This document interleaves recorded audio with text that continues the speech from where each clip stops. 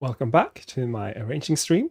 And today I am going to be arranging a current song. This is a song that's in the charts. And unlike last time, it's not going to be a song that's actually from from the 70s, but just happened to be back in the hit list, which was the case with Rasputin.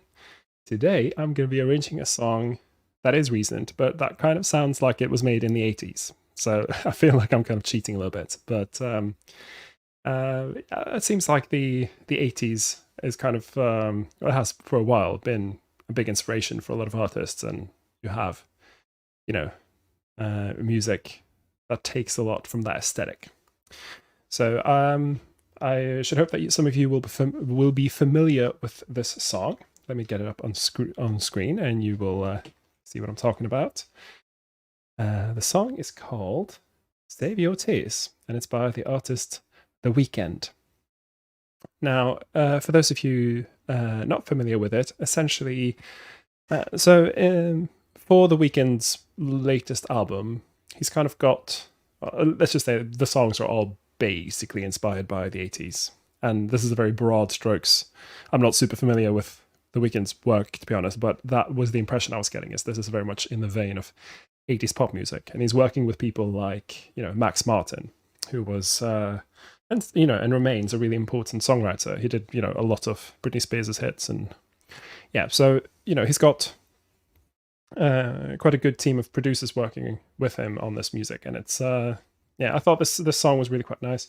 And he's recently also done a version that features Ariana Grande, and you can trust that if a song's got Ariana Grande on it, I'm probably going to like it, because I do like Ariana Grande quite a lot. Okay, so now, I've already done some preparatory work for this. You can see, if I just get it up here, I've done the usual thing. So I've kind of already decided, okay, I'm gonna aim at the community choir, soprano, alto, baritone kind of market with this. I think that's ideally you'll be arranging for a group, and so what singers you have to deal with, how you're going to divide them up.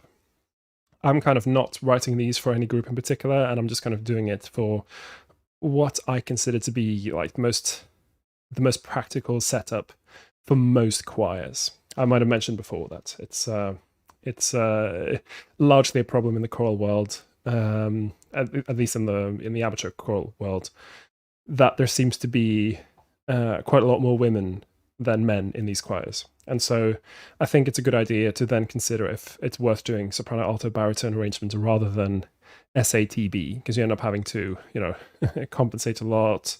A lot of your ladies are probably going to have to sing in the tenor section, which is fine. It's just it's often not ideal, because it's really hard to project down all the way down there. It can be tricky, and especially if you have a mix of men and women, it can be tricky to get a good blend there. So then I say just baritone section, and you write it in a mid sort of range where they all feel comfortable. Got a comment from Erik Nyberg. Cool, Knut. I look forward to see your progress and result. Well, I look forward to.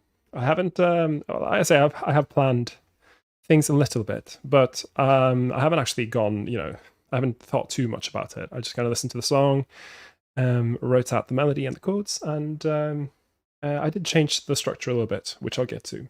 So this song, it's a little bit interesting in that the structure is quite unusual. So the original release has a verse and then what amounts to like a pre-chorus that doesn't really go to the actual chorus. So the chorus is the "Save your tears for another day." At least that's what I think it is. And in the original release, that doesn't really happen until after the second verse, which is quite unusual.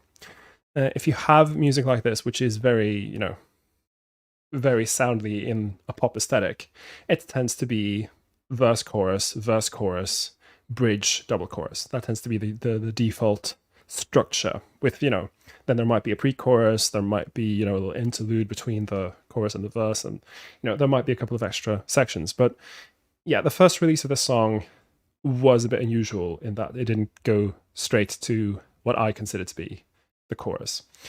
Of course, I don't know what the songwriters were thinking about what to call each section, and that's also a bit risky. You know, you don't know whether they may be considered what I consider to be the pre-chorus to be the chorus.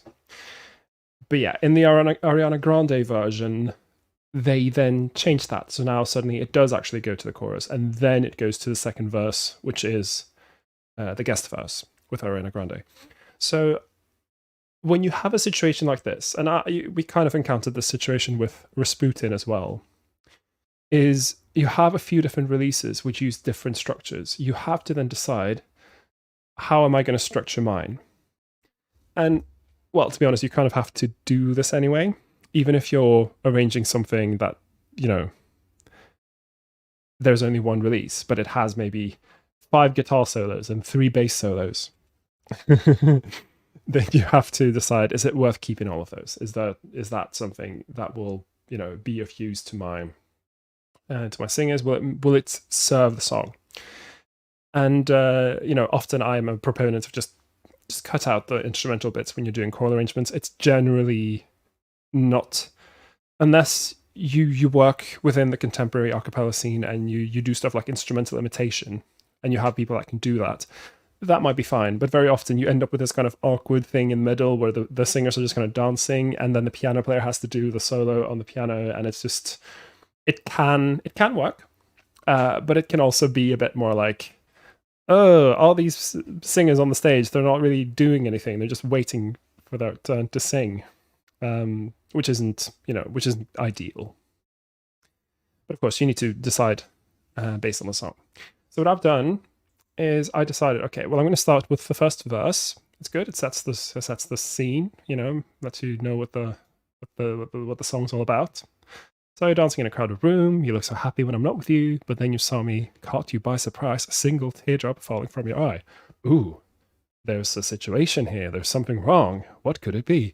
So that's fine. Goes into pre-chorus. Don't know why I ran away. Da da da da da.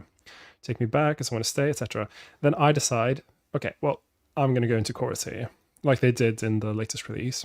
So I've labeled this, I don't know why I run away. I labeled that as pre-chorus. And then, save your tears from another day, says for another day. I labeled that as chorus. And then, what's good about that then is you go into verse 2, and then you can go straight back to pre-chorus here, and then to coda. So what I've done, essentially, I've simplified the structure of the song with it a lot. And this was a call I made pretty quickly when I was listening to it. I thought, okay, I can tell that structure is going to have to perhaps be altered a bit. And I chose not to go with the Ariana Grande version because I kind of like the idea of the song being in this main character's head. You know, this main character is realizing that they're not going to be able to get back with their former lover, and they're kind of saying that save your tears for another day, take me back.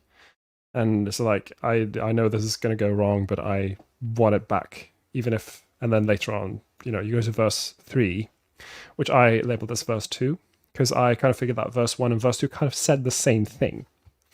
So I thought, okay, I can probably skip this verse and not really lose much in terms of the story of the song. I made you think that I would always stay. I said some things that I should never say. Yeah, I broke your heart like someone did to mine, and now you won't love me for a second time.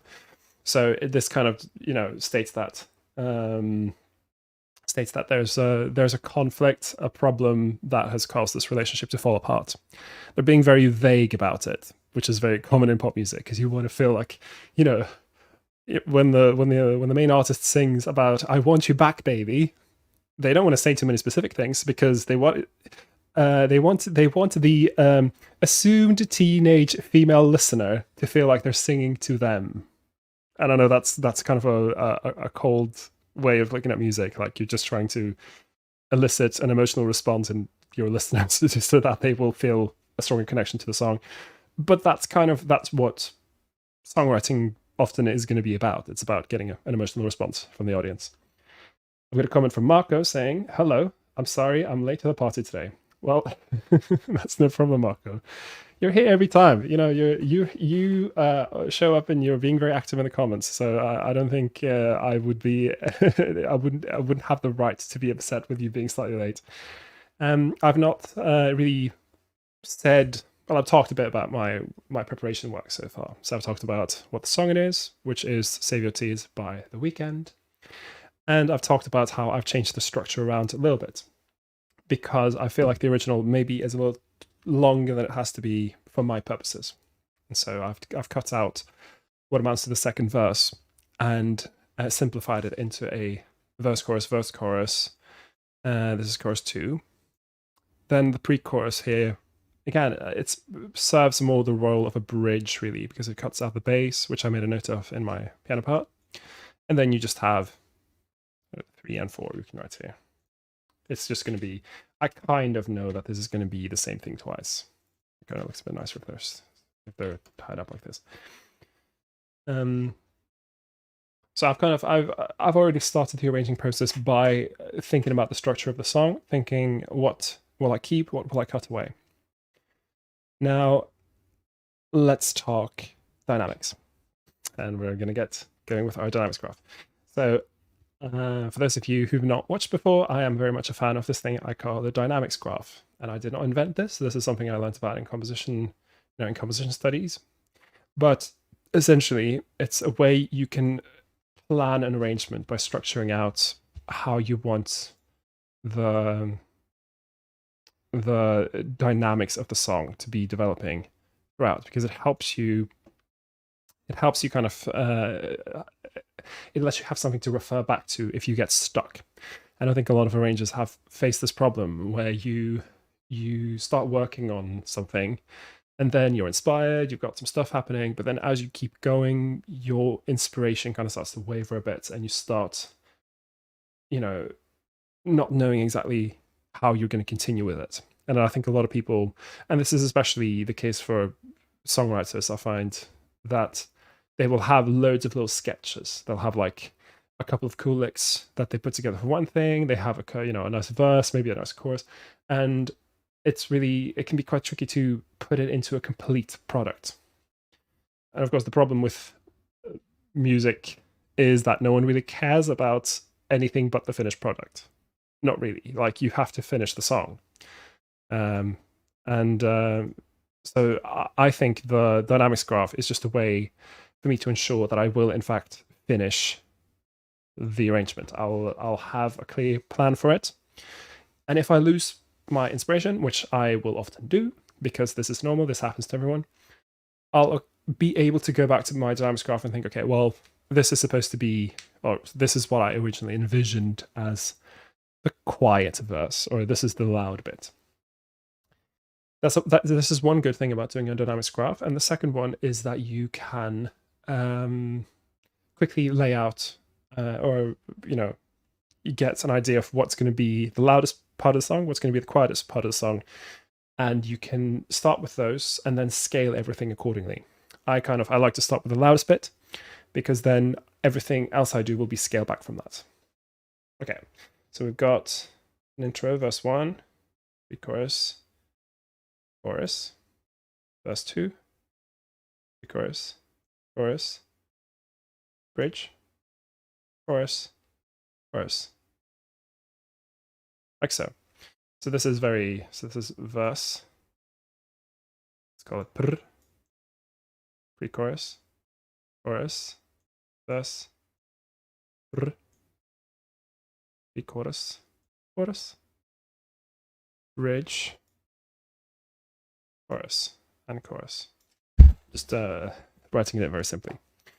Okay, so typically with these, you will want, if this is double F. Oh, that's really bad. Hang on. Writing with a mouse. It's tricky dicky and time. It's this way. Okay, it does not look like a P, does it? Okay, so typically you'll want your choruses to be stronger. Now, what's interesting about the choruses here is they kind of scale back the instrumentation a little bit in the choruses. So it might actually be an invitation to have the choruses quieter. Now this is quite unusual in pop music. So there's a few songs I know that do this. I mean, this doesn't strictly fall within the pop sphere, but if you're familiar with the music of Aurora, she has a song that's currently doing the rounds on TikTok, and which I arranged for London Contemporary Voices ages and ages ago, called Runaway.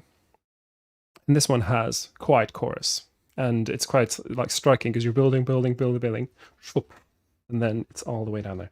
I think we might actually try and capture this a little bit here. So I'll say that maybe we have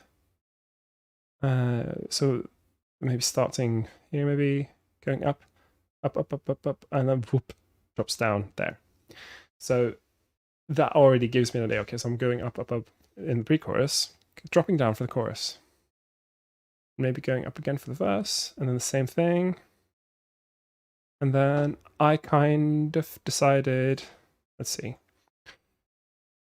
I think I could possibly have it, maybe not quite as quiet, but maybe, still not too loud. And then it'll go like, whoa, all the way up there. So this just gives me it gets my mind going. It gets me thinking, okay, well, how do I want to generally structure this? I can change this. This isn't, this isn't set in stone. This isn't the holy scripture that I need to not mess with. This is just a draft. Now I will be able to decide. Okay, so clearly I want to have the last choruses as the big bit, and I think that's pretty much what it is in the original as well. So I will then go there, and I'll think about how do I make this work nicely. I think so. The original song, the highest note is going to be an A. Where's the? Yeah, so this is that's the highest note. So for the Weeknd, the main singer, that is, well, in the male voice, that is very much a high note. I've written this on the alto staff for now. I'm probably going to move it around a bit. I think because I've now got a soprano and alto section, I could probably move this up a bit. And so if I imagine that I'll perhaps want to do 3-part harmonization here in a high range, which is a good way of doing chorus arrangements, in my opinion, doing choral style harmonization in a fairly high range with the melody in the middle. It's very much in the vein of gospel arranging. Then, if I could, I can see the key is C. If I put it up to D, major second,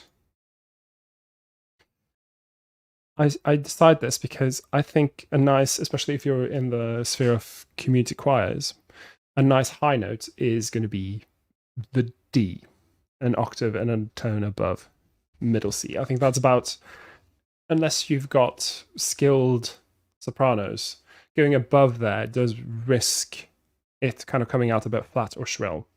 So you gotta, of course, judge this based on the singers you have. But I think that note, I'll just write it in here. That's a good high note for sopranos in a low ability group. And so I think here, especially because it's going to be nice and strong, having this kind of arrangement.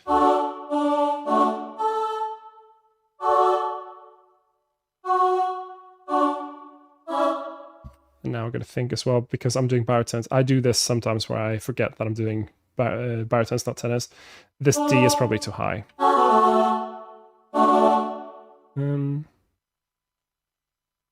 Actually, if it's double F, and I'm going to assume it's double F.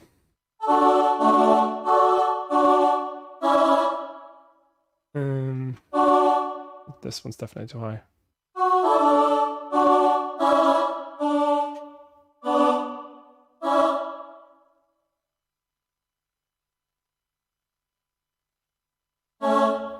Yes, there, just avoiding a little clash there. So what I've got here now is essentially sopranos are then blasting out their high note, which is going to be quite thrilling. And then the other parts are doing stuff a little bit lower down.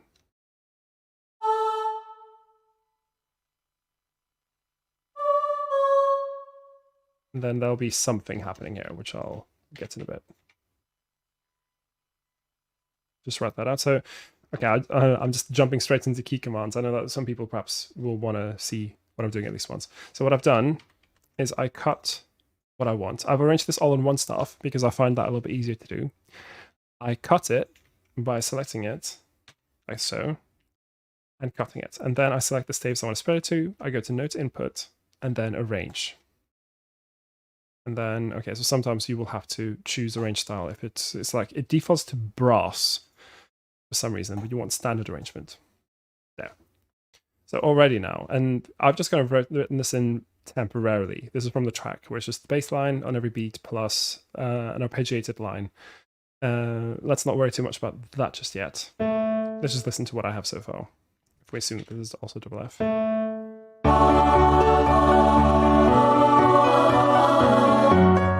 Like already that's and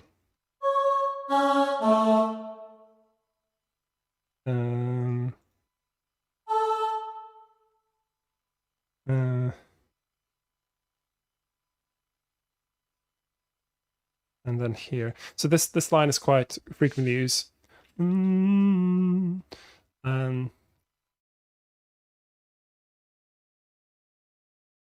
So I'm imagining again as some sort of solution for making this more exciting for voices, because I mean, just having them do might not be very exciting. So I'm thinking something along the lines of having them do one note one after the other. Save, save, save, do, save, or so. Save. So now I'm going to spread things out a bit. This is where you have one section do one thing, and then it's being followed by another.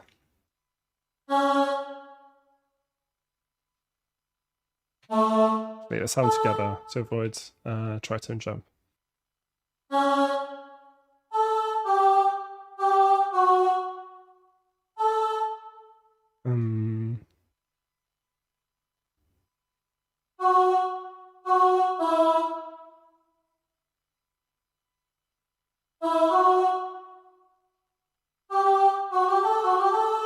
Then I'm moving the melody into the alto.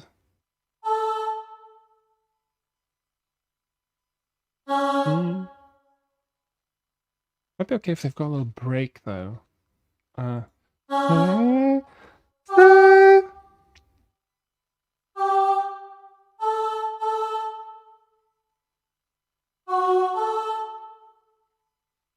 what I want is, so save, they sing, and then they follow up by saying save there. And then I want the baritones to do save on the third beat.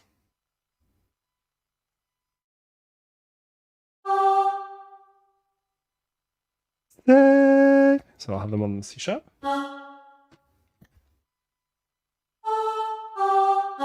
And with tenuto marks.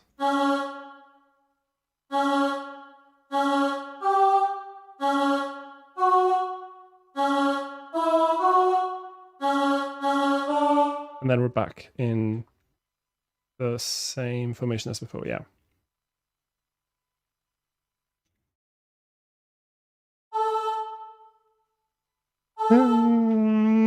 Save. Then we need to restate here.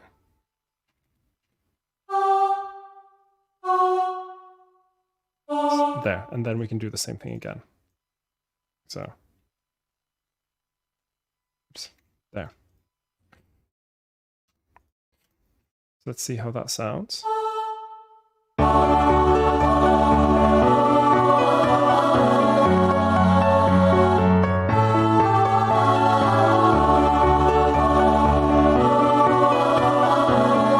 So that's going to work quite nicely.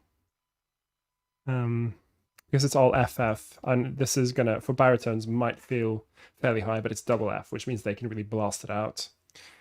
So that's probably going to be okay. There was one bit.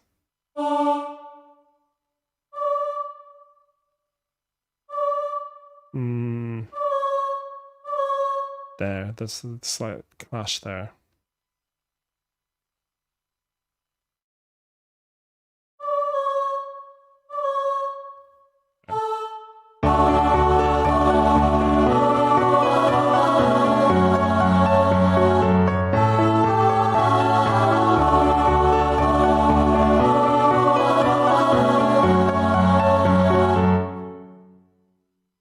And the same thing. So.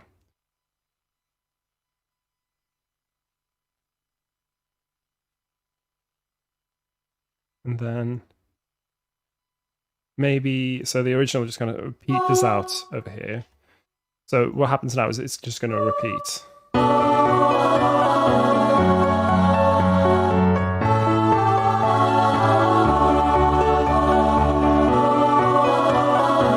There we go, and it just repeats. And then when we get here, let's not worry about that just yet. I think what I'm probably going to do is I'm going to have, actually, you know what? I think I kind of know what I want to do. I want to do this again. But I want to just have the piano ending on something like something like that, and just, and then I'll have them do the same thing. Say your tears another day, and we'll just end on.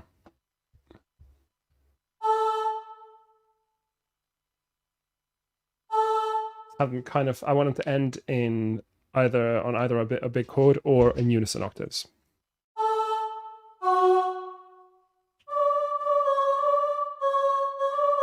Maybe like there.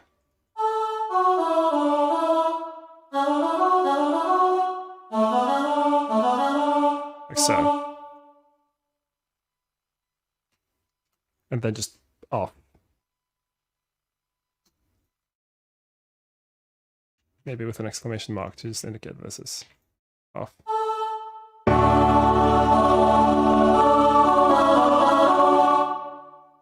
That it sounds.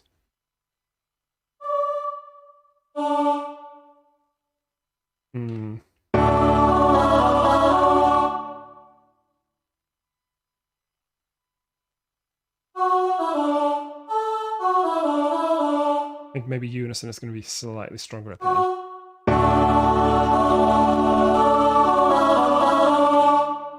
Yeah, that's going to just bring out quite strongly. And then I'll specify, because people have a natural tendency to want to kind of slow down. So no writ. There. So now, this is a very workable arrangement. Now, for the piano, this is gonna be a little bit tricky, I think. Do that with the piano sound. So sometimes, in cases like this, it of course helps if you play the piano. Yeah, so the jump down is hard. Could I perhaps help with the... I don't want to have this in octaves, actually.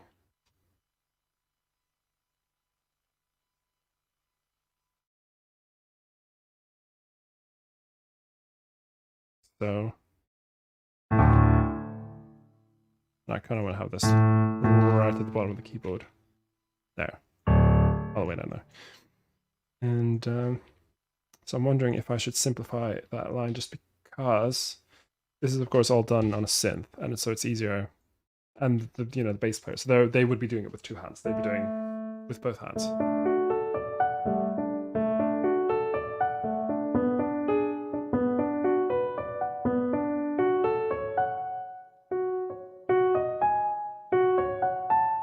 So I'm wondering if I could simplify this.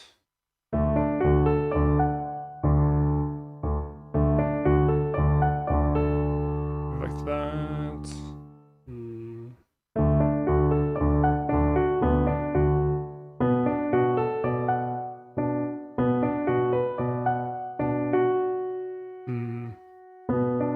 It's not the worst, jumping that down.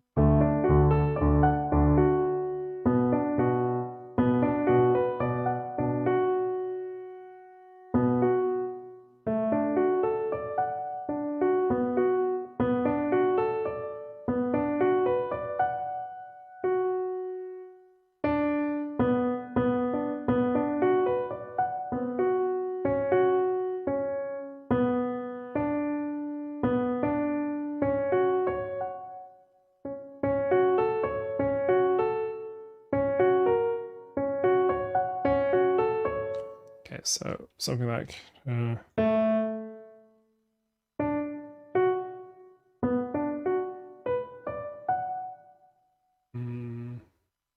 a further jump.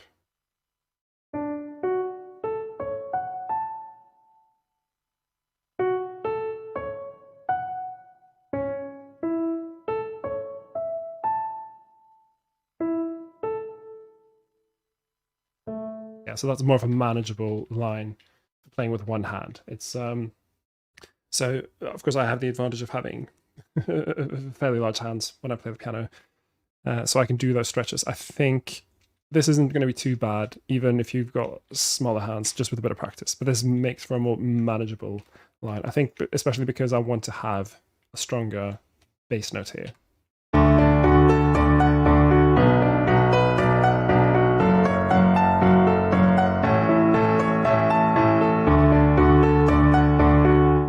I need to restate that. Could even, now you don't really need to do this. This is something piano players will do on their own accord, but you can add pedal markings.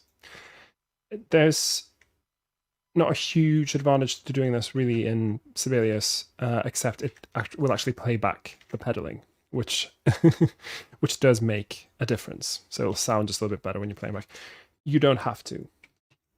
I've got a question from Crystal Sakura saying, what piece are you arranging? The piece is called Save Your Tears by The Weeknd, and it's a song that is in the charts right now, so you might be familiar with it. Okay, let me just listen to this now with the finished. I'm going to turn down the piano slightly.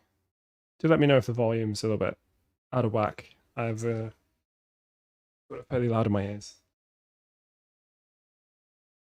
Just turn it down a little bit.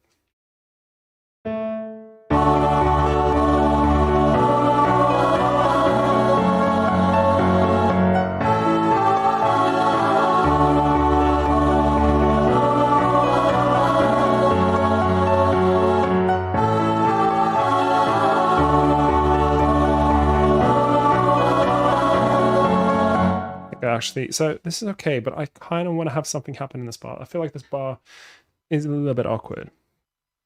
So, something like that.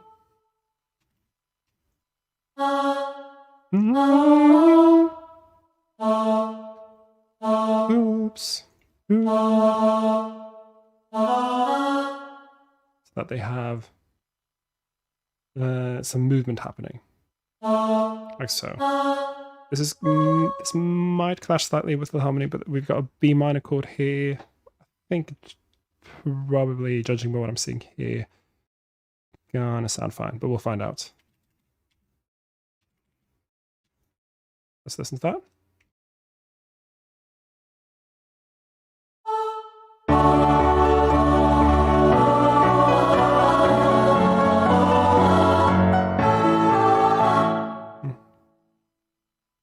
No, I'm not quite.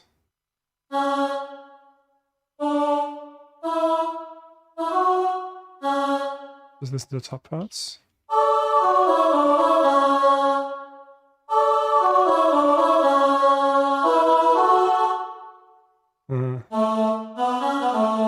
Like that. No. Let's have these guys just stay on their note.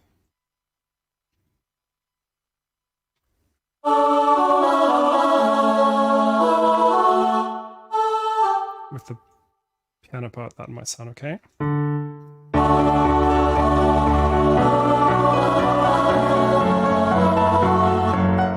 No, it's awkward. Maybe that's better.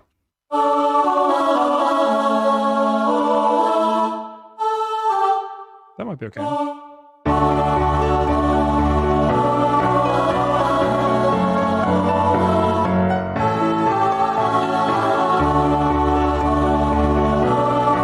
I think that's okay. I'm happy with that. So let's copy that out. There. Just so that there's some movement happening on the empty bar, if you will. I mean, I realize there's the arpeggio, arpeggio figure happening, but that's not super interesting. It's something for the voices to do. And then with the ending.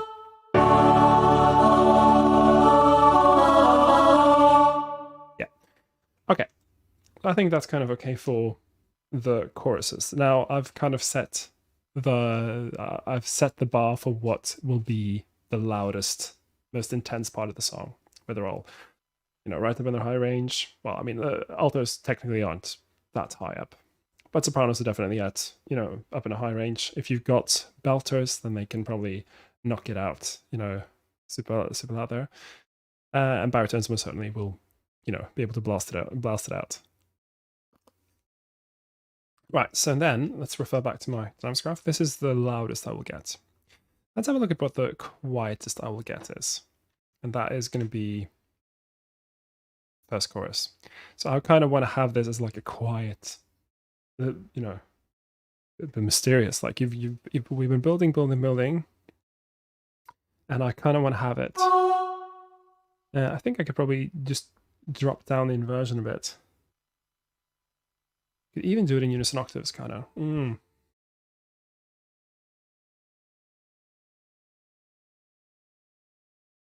Would that be okay, actually? Just do it. I love doing a bit of unison octaves, so maybe there.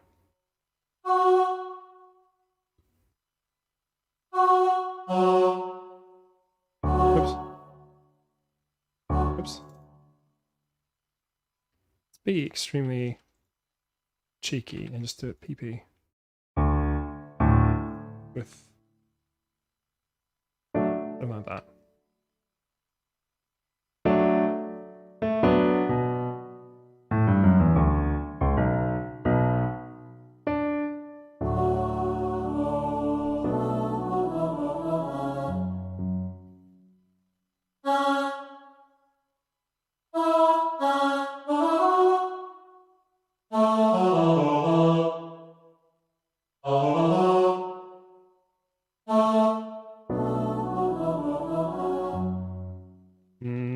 That sounds a bit gross.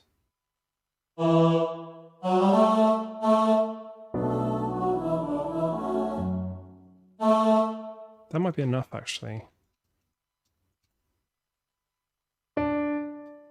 So, if you've heard the original, which I hope you have, if you're watching me arranging it, it's probably going to be a lot more interesting.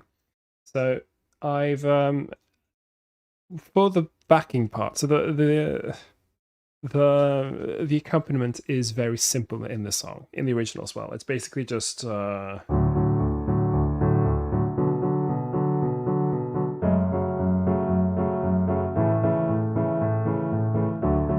I don't mean that in terms of the harmony necessarily, I just mean that in terms of what's being played. You've got a guitar that's playing,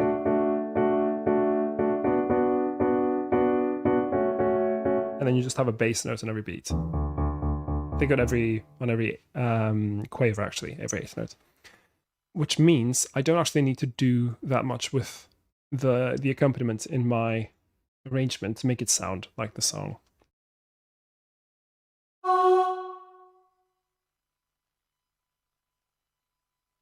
Then I can even have this in the vocal parts.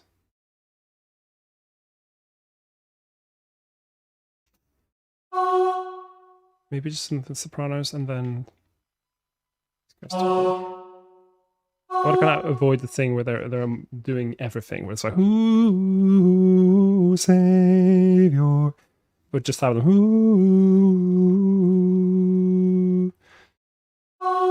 "Ooh, your." Stick on that, and then jump in here.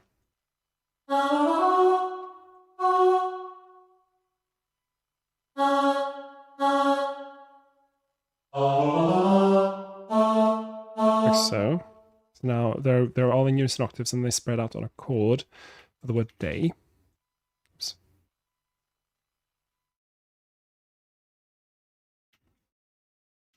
There we go. And maybe just the sopranos do their ooh, and then just reintroduce the, accompaniment. So I'm here. in a fairly low range, and this is because if you put your accompaniment in a fairly low range, it will sound very warm and rich, but not too low, because then it will just sound it'll sound muddy. Sorry.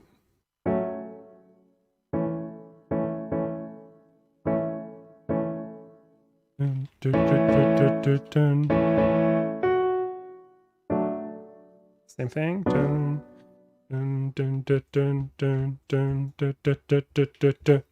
Again, this is just me picking. This is stuff I learned while I was listening to the songs. I was listening to, you know, what's the important parts that I'm catching, and a lot of it had to do with the bass line and, you know, when are the important rhythmical things. This was actually a staccato, like so.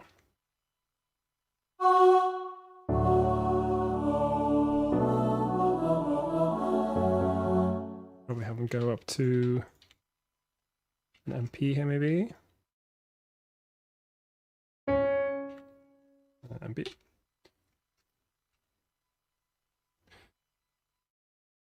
Then back down to just a P.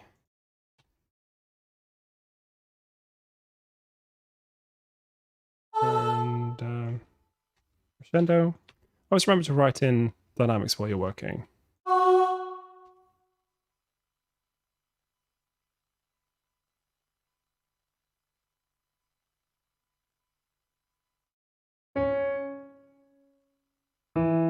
Although up to an F here. That'll make for a nice arrangement of the first chorus, which is like the quiet chorus, the one where there's not, you know, lots of stuff happening. I'll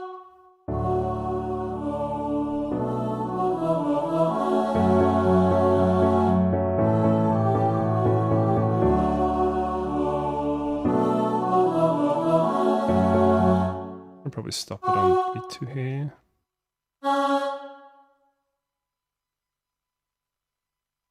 Maybe have these guys carrying over here, like so.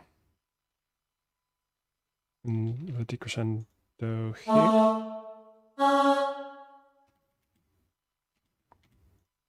How's that going to sound? Just so we get a little bit more harmony.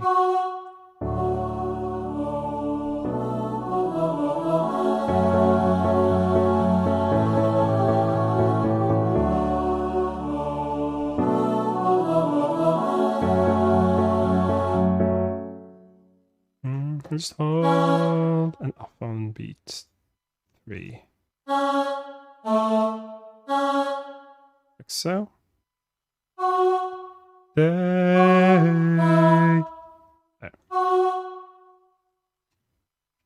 Oh. Listen to that. Maybe a little crescendo there just to get a little swell towards the end.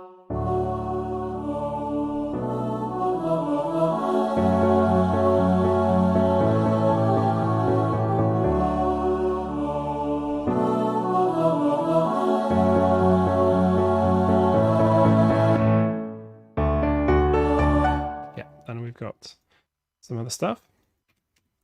Cool. So that makes for a nice first chorus. Now, later on, I kind of want the chorus to be a little bit more. So in this case, we'll do it in harmony. So this is chorus 2. It's still not going to be loud. I kind of wanted to go for this whole thing where you've got a chorus that's, you know, not too much in your face. But I want things to change a little bit. I want there to be more of a development. So I want this chorus to actually have choral style harmonies. And I'll just do them with a soprano as the top one, because then that will be very easy.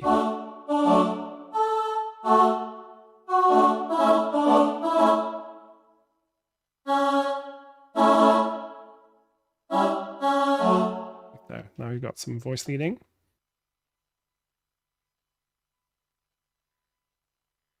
So that'll be, imagine this is MP perhaps. Again, referring back to my dynamics graph. This is chorus here, so it's kind of still quiet, but I wouldn't consider it quite as quiet as the first one. And then, you know, we'll be building from here on.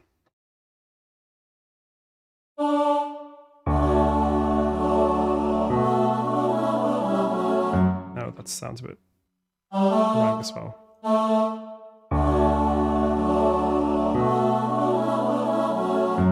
Yeah, that's fine. It doesn't need that extreme voice leading.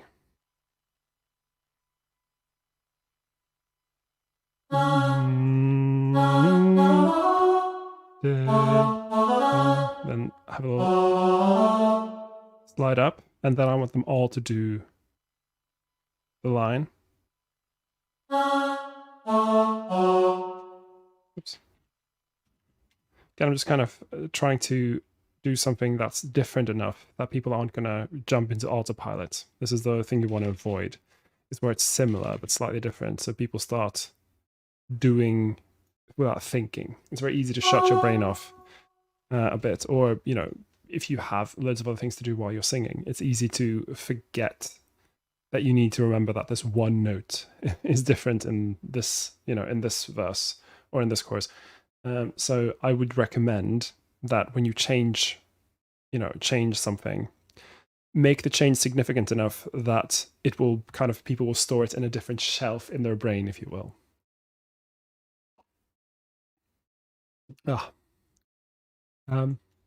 Do let me know if you have any questions about the process, by the way. I hope that you're just enjoying watching, but of course I don't know if you don't let me know. So don't be afraid to ask me if there's anything I do. I'll probably just jump ahead and just write stuff in really quickly, and maybe there's stuff I'm doing where it's not really obvious why I did it. So in that case, you do have to give me a little nod to be like, you know, why did you do this thing? And then all of them on the who's. Actually, they're here.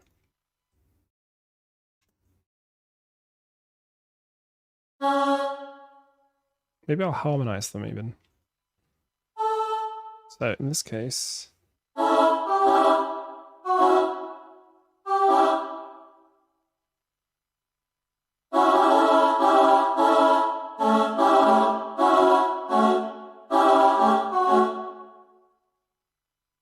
I will do the thing I said that I wasn't going to do. So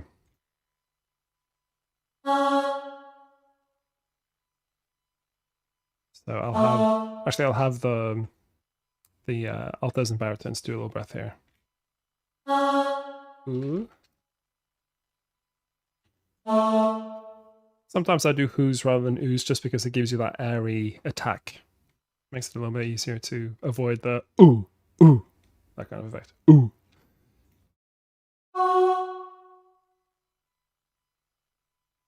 There.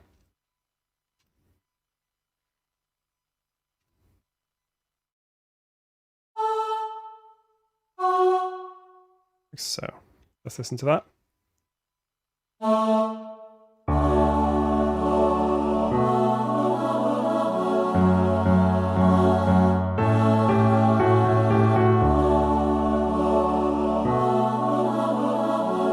Cool. And now backing parts. Sorry, the accompaniment. There. I'll do the same as earlier, where I have them here. So when I want it to sound rich and stuff, I'll put it a bit lower.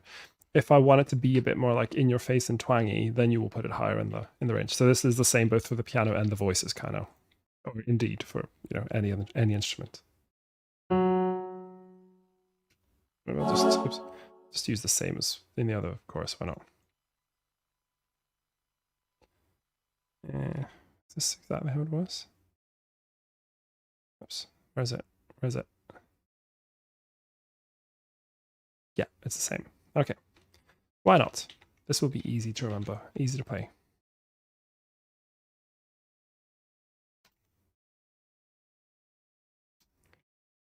And just up to an MP, MF maybe? Actually, let's have them do it here.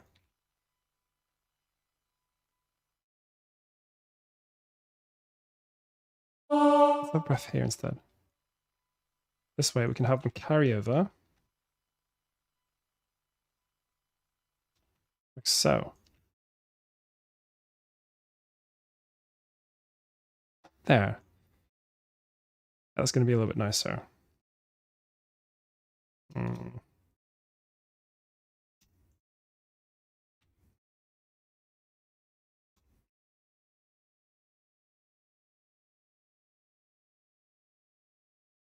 Mm-hmm.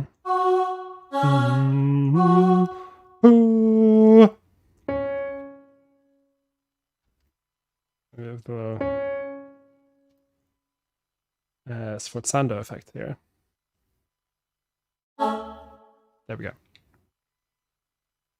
And FP with an accent, and then crescendo. So this will be that kind of effect.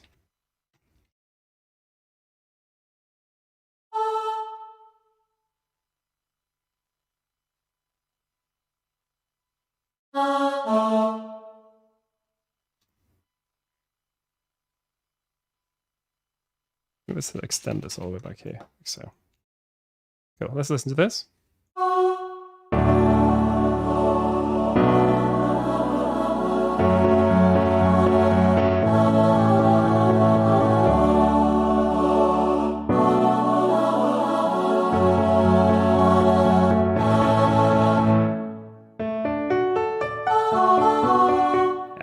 Okay, so since I'm here, I might as well arrange this pre-chorus. So now, what happens in the track is the bass cuts out, and suddenly it's much more sparse in texture. And I think I could probably do this in using octaves. And then I'll spread this out so that it does fit on two hands properly. So this will be...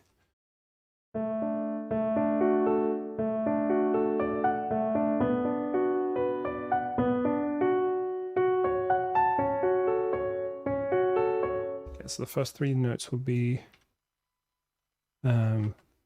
that. So when you spread it out like this, it's helpful to then do that using, you know, the bass and the treble staff, like so.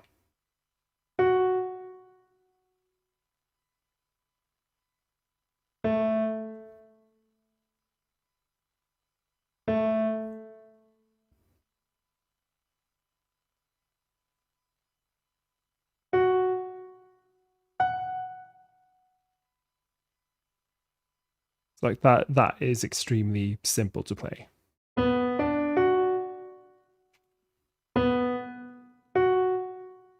And I'm very much a fan of when you've got accompaniment, unless you're going for something very specific, I would keep it simple. It's you know, if you do have something very specific in mind, then yeah, you can go for that and see what you get. But in most cases, simple accompaniment will get the work done.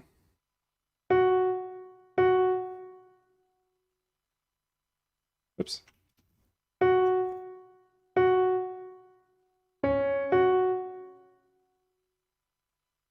Oops.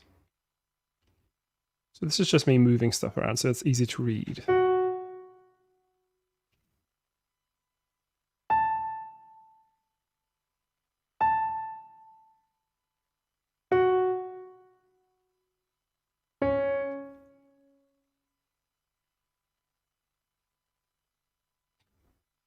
Maybe.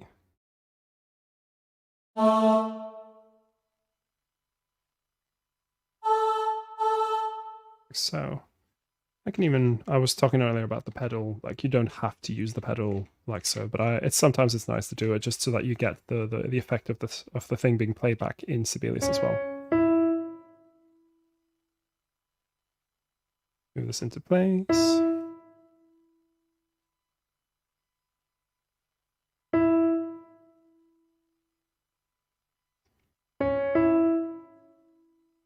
Yeah.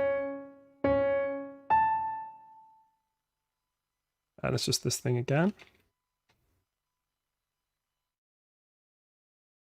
Now here we do end up with a situation. So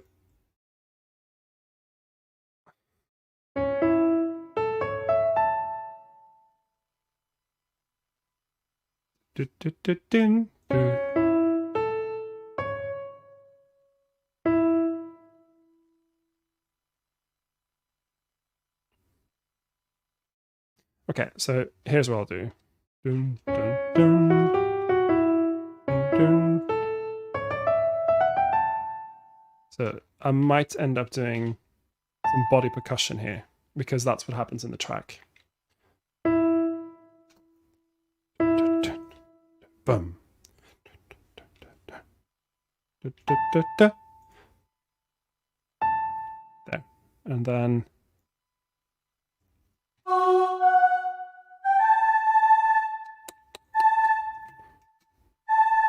this will be not played. This will be, I go into this thing called the inspector, home inspector, and I turn off the playback, because essentially this is going to be cross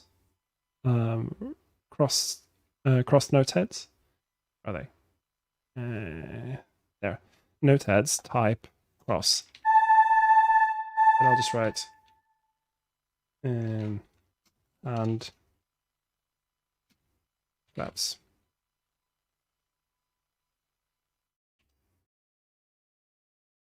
There. Now these also are not playing, right? They're not playing. And they're not playing. Will then be followed up with hand claps on 2 and 4.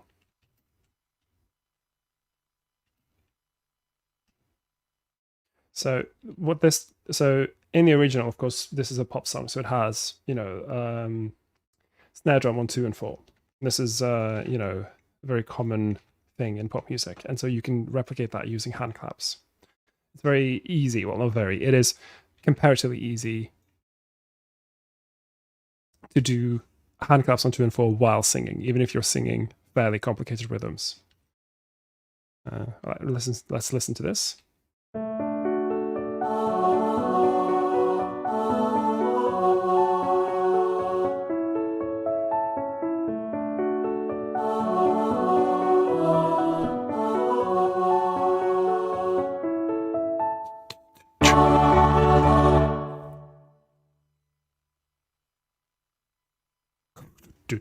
Yeah, so then you get like a sudden loud bit.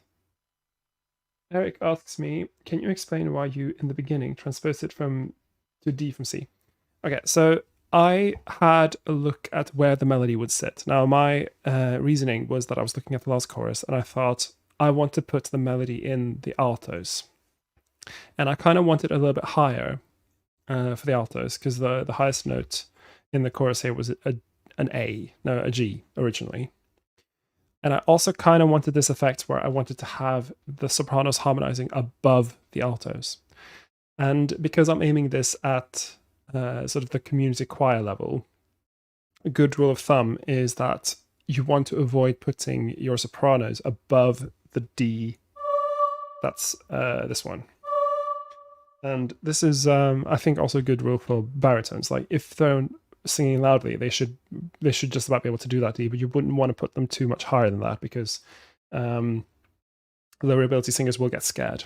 Like, if they're doing it loudly, they will, they'll use a lot more, breath control and support to get those notes out correctly. But especially if it's quiet, like, I would recommend steering clear. But essentially, I'm just working off of that I want the high note to be a D. I don't want it to go any higher than that D. And I do want that D to get that emphatic high notes kind of quality in the last chorus. So that's why I transposed it, so I could get that nice high note in the sopranos harmonizing above the altos. DS7+1 says, hi there, I just wanted to say hi and thank you. Well, thank you very much for coming to the stream and for for joining me once again. But yeah, sometimes when you transpose, you will there'll be all sorts of reasons for transposing. I could also be looking at where does the melody sit, but the melody is about an octave in spread. Like, it's not that wide, so it would probably work. Like, to be honest, it probably would work fine in C as well. I just kind of decided to go for D in this case, just to get it slightly higher. Often you can put, especially in this case, when you've got a tenor lead singer, it's possible, if you've got a choir where there's going to be more female voice parts, it might be an idea to put it slightly higher up, depending on where they're singing it. Let's just listen to this transition.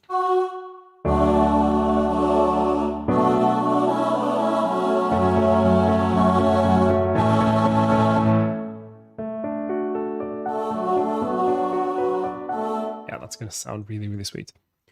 Okay. So now, now I've arranged all the choruses. I've got the pre-chorus / bridge done. Let's have a look at verses. So I'll refer back to my dynamics graph. I feel like I've observed my dynamics graph very, very closely today.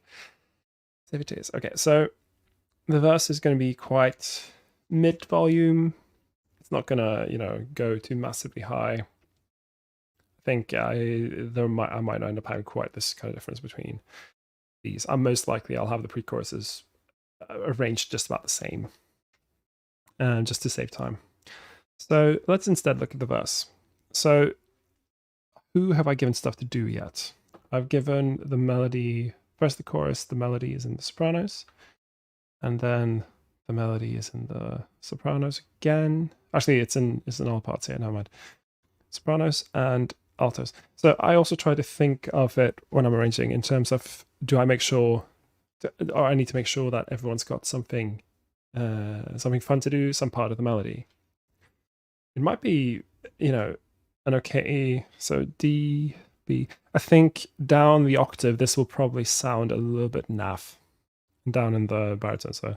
I saw you dancing in a crowded room. You look so happy when I'm not with you.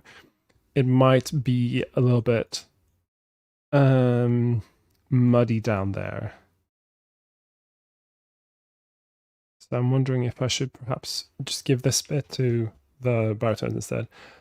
I don't know why I run away. That might be okay in the baritone range, because it'll be here, which means it's approaching the top of the staff, but it's not quite there yet. And then they'll have something nice to do. This kind of sits very nicely in an alto range if it's kind of MP.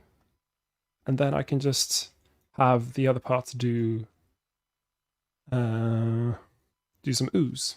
I can make it quite simple. It's just the start of the song, and it's going to be, fairly quiet. I could just have them do, that.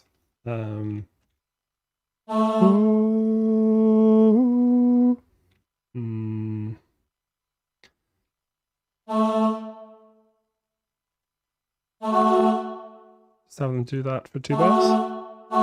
So now this is a B minor. So technically this will be a 7th, but that's I think that's going to sound fine in context.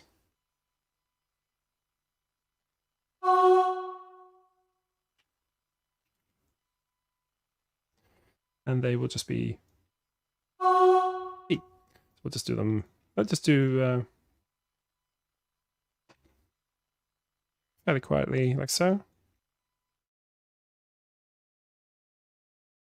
Then the altos will get a chance to do something nice. And you can actually kind of keep this. Yeah, so now even now, just with the bass notes and the backing parts, it's going to sound quite rich, I think.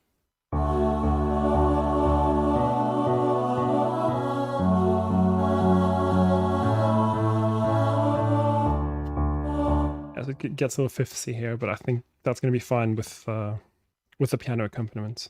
I want to carry this over like so. So, as I mentioned earlier, the piano accompaniment from the original is basically this. Or rather, the sort of the simplified accompaniment I got from the track. It's that rhythm. And then I'll just change it accordingly. Oops. I'm pressing all the wrong key commands. What is that? I want to do re-input pitches. Alt-Shift-N. And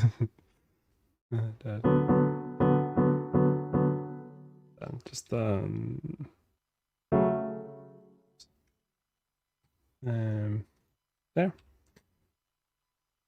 Like with syncopated, like some people might say that you could write this rhythm like this. So when you write out, especially in pop music, I prefer to do this thing where you don't have notes go over the invisible middle bar line, as they call it. So between beats 2 and 3, you want to make sure that people can see where beat 3 is. It's not so bad in this song, but like when you get music that's very syncopated and you have lines like, can I make something up really quickly? Let's imagine I'm writing a super.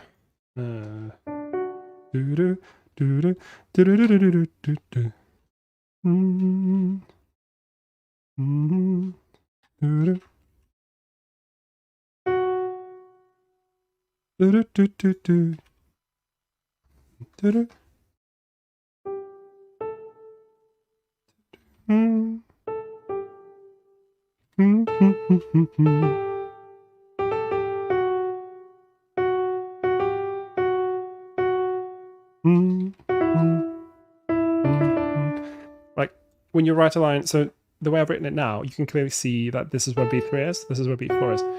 And it just becomes a little bit easier to read when you're trying to do complicated rhythms rather than something like this.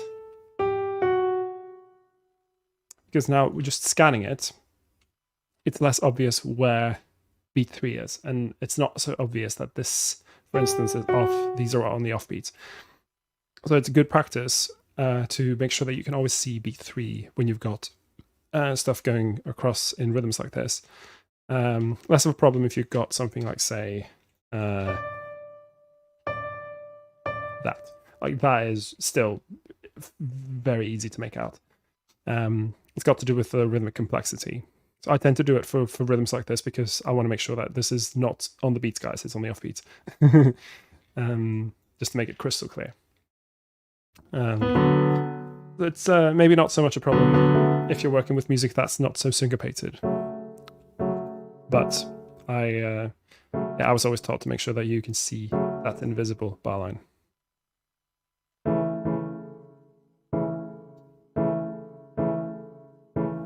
Like so. Let's see how this works. Let's make it P. Well, let's put the pedal in, why not? Make it sound nice and rich.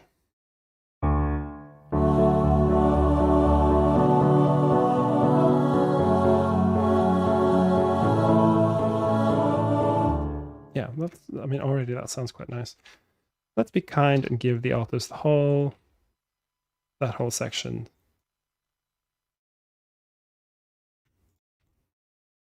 That's super easy for all parts.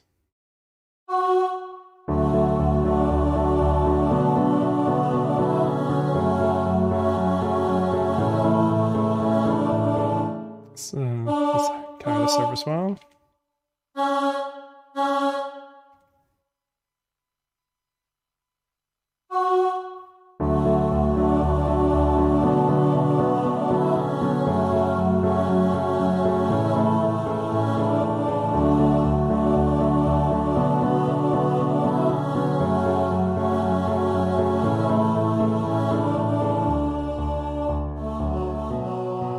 Yeah.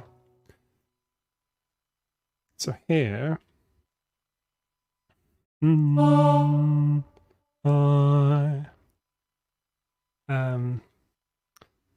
wondering if I should have maybe the upper parts ghosting the melody bit here in the sense that they're singing the same rhythms on harmony notes. So while the baritones are going to be I'm zooming out F here.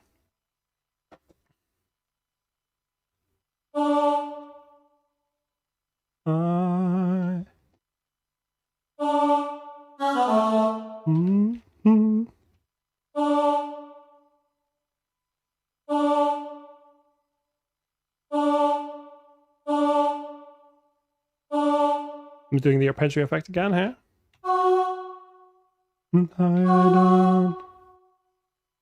I don't know why.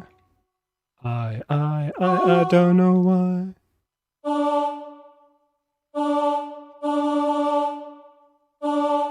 There. So it'll be I. Oops.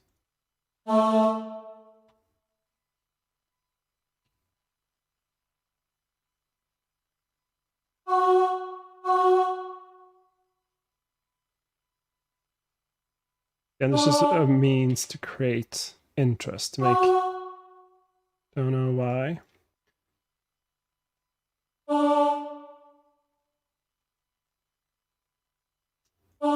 Maybe just there, actually. So yeah, I'm crossing over it. In fact, no, this is okay. It's not going to be tricky to read this. Don't know why. With little tenuto marks here. And this is just, yeah, as I said, to create rhythms. Same thing here. Right. I am going to change this into a bass clef, by the way. It's all underneath the clef. That I can do it right away. So now it looks, immediately looks easier to read.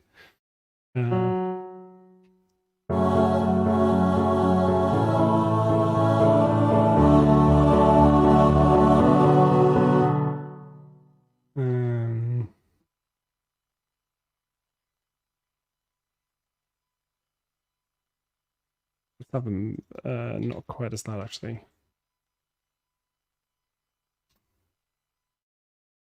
Because you want to make sure that the baritones are ringing out just a little bit stronger than the other parts. They're doing the melody, obviously.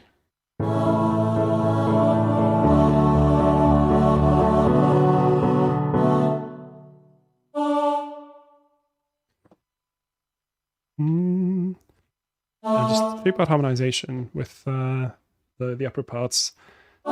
Same rhythms, just doing harmonies. There we go. Open fifths is fine here. And then I want the upper parts to do the whoo.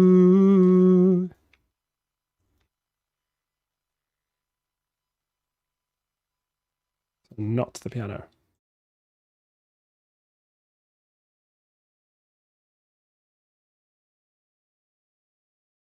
Where'd it go? There.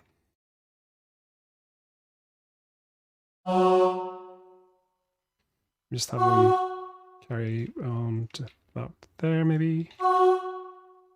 I keep telling people, make sure you write in the breaths. It's just a much better practice so that people don't have to think about this during rehearsals.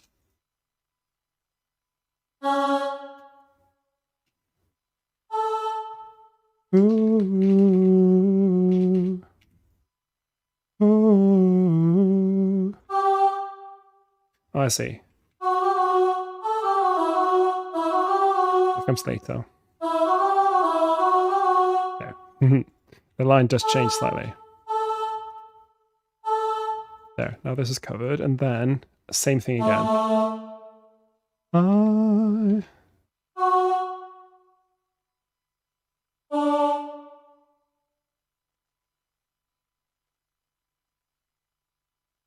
I'll make you cry.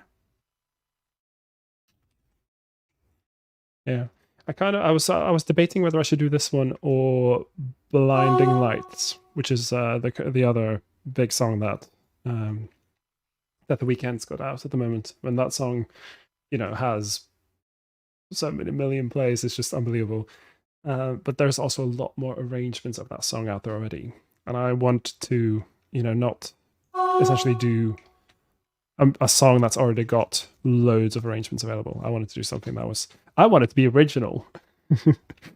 I wanted to do the song that's less, there's going to be fewer arrangements for people to buy, because it's also, I'm also, creating a product that I can sell. So I want to make sure that I don't create one that's already widely available.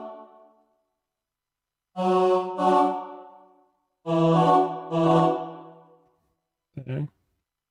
Again, just block harmonies. There's nothing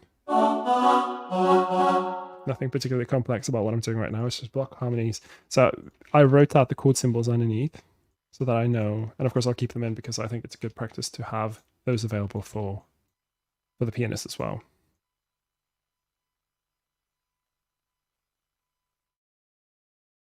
But honestly, like this accompaniment is so easy. Like, it's not it's not much of a challenge even, you know, for less skilled piano players. Like this will be very manageable. I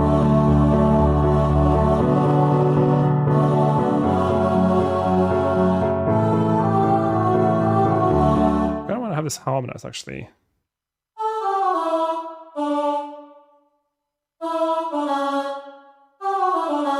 Maybe in sixths. There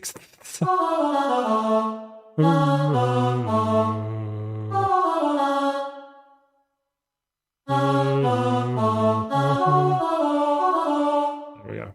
That might sound good.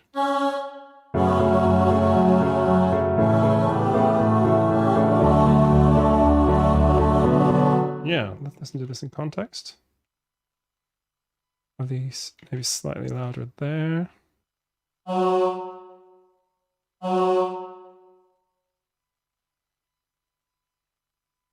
Yeah, in context.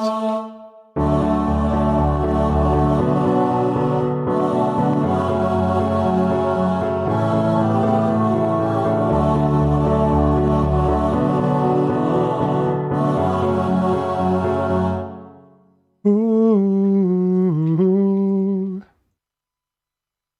And then I'll have them in proper block harmonies from here. Ooh.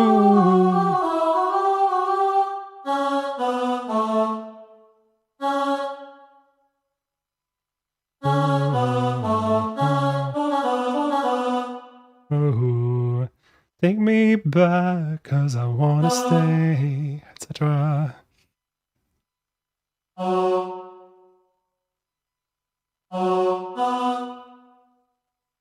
This should be...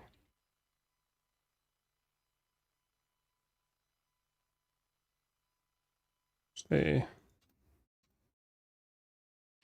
get it louder from here, maybe. Then this is the transition into the next bit.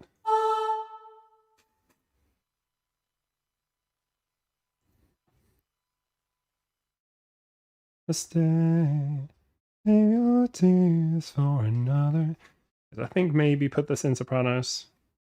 Yeah, I think this will work quite nicely just in block harmonies. There. Again, I'm just looking at the harmonies and just filling in.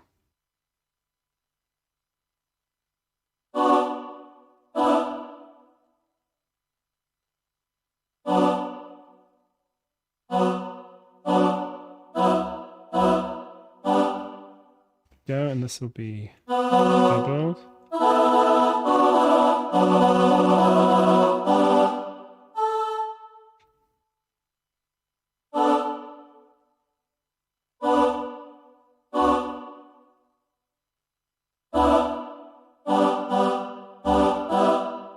There we go, and this is a slash chord, so it's this kind of effect, which is a very good way of doing a dominant without making it too like in-your-face dominant.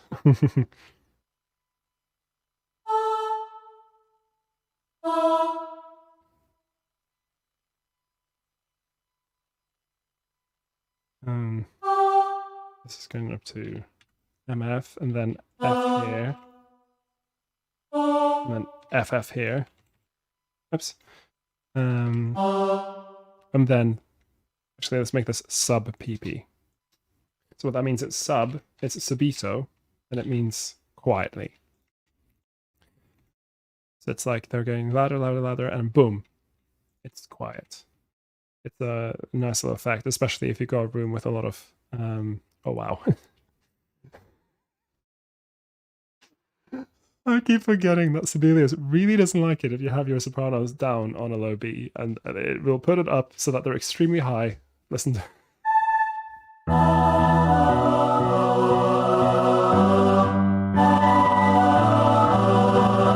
That's going to be terrible. Yeah, no, I would just say that it's more likely that they'll be able to do that B, then they'll be able to do a high A. Like, Sibelius is very... It really does not like putting sopranos on low notes. It can't deal with it.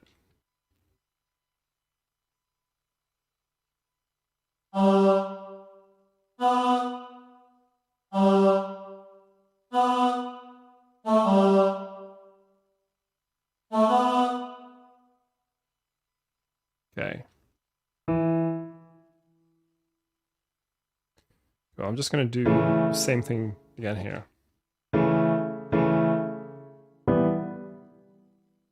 So this will just be same chord rhythm. Again, I'm making it very, very simple in the piano here.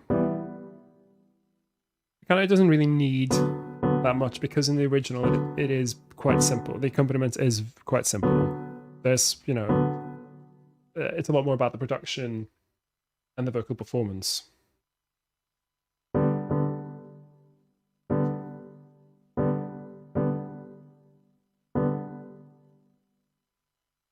Do, do, do, do, do, do, do, do, do, do.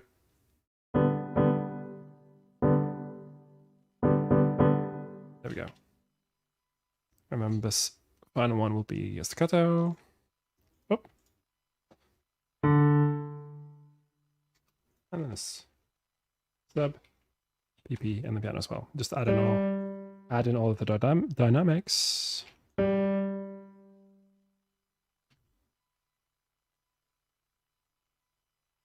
There.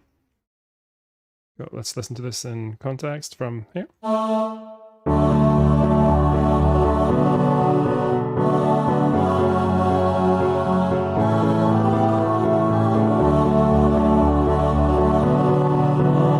Don't need that.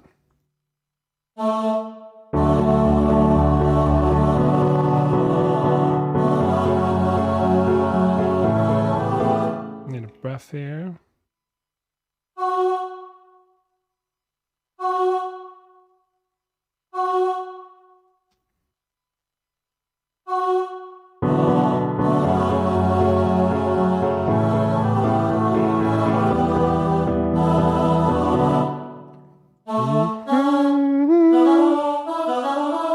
Let me go high instead.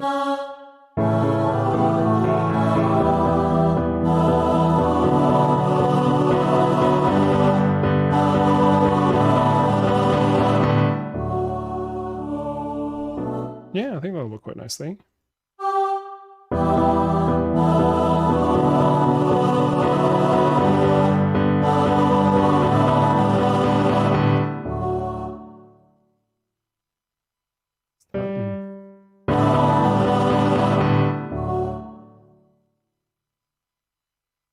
Let's have the...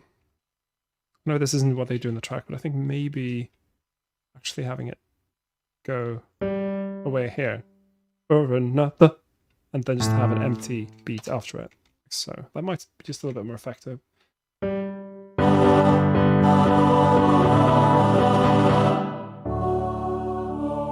Yeah. What do you think? Do you think that works better? Do you think that's a slightly better solution?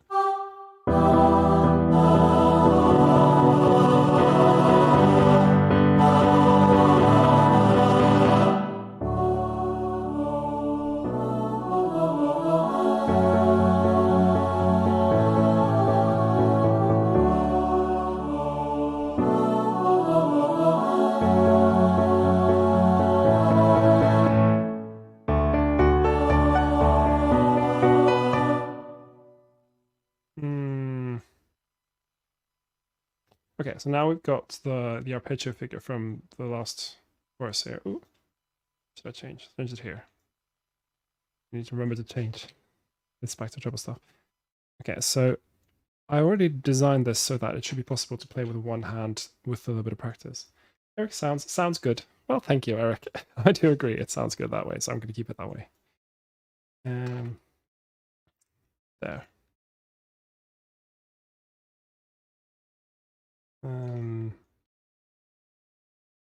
MF here.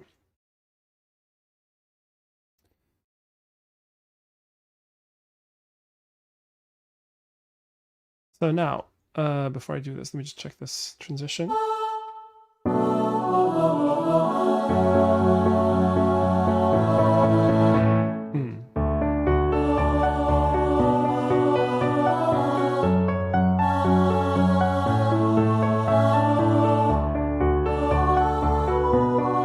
Yeah, so you're doing some jumps here. Yeah, but I already tested this. I think it's just about manageable. Add in the rest of the slurs. Yeah, this is just like little details.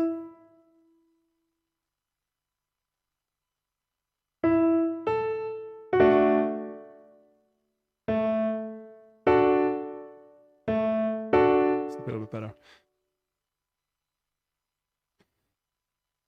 Okay, so here I would want to do a thing where you have one group does the first phrase, and then they all do the second phrase together. So one group does, made you think that I would always stay, and then everyone does, I said some things that I should never say. And this is quite a nice little effect, I think. The question is, so this is very nicely in the alto range, and I'm finding it, when I could put it low in the baritones, I suppose. But the baritones do have the pre-chorus, which is coming again later on.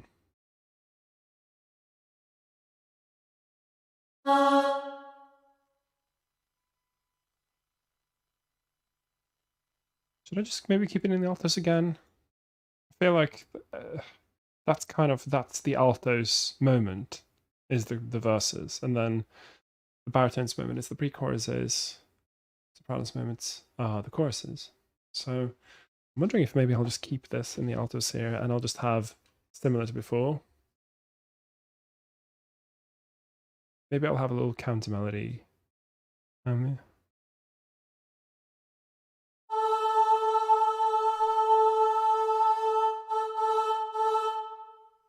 made you think. Bye.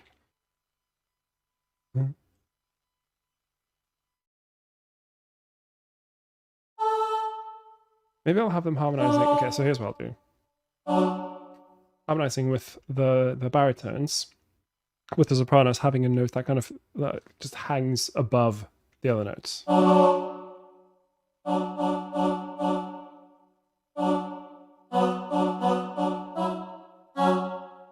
So now they're harmonizing, and then I said some things.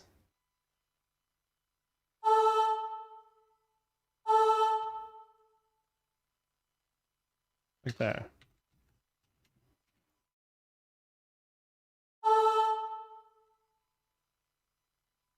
It's just nice to have like a high note, high-ish note rather, just hanging above everyone else.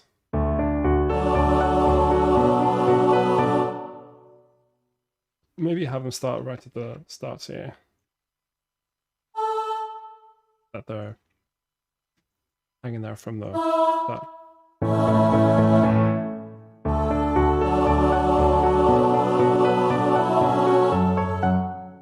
Please can hang on one more beat. MP maybe.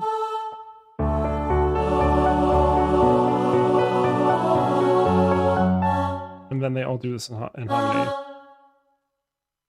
So...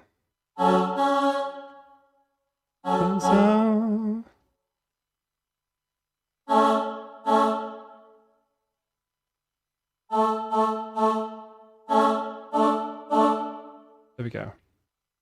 They'll be lingering around A. The soprano slides will be lingering around A for all of that, but that's kind of okay.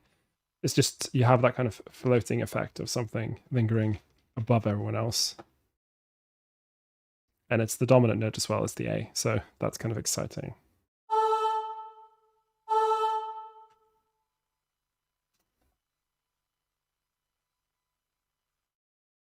Maybe I'll have them all go to F here.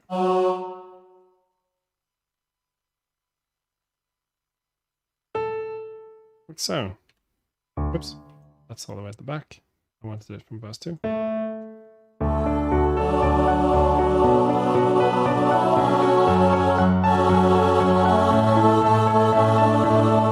Okay, so that's...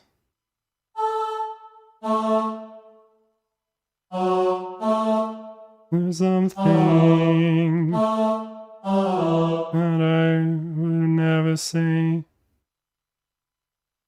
Never say.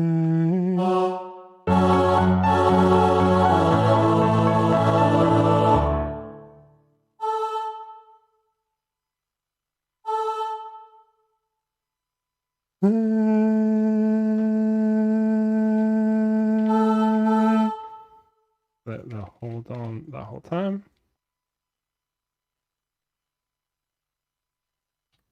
like so.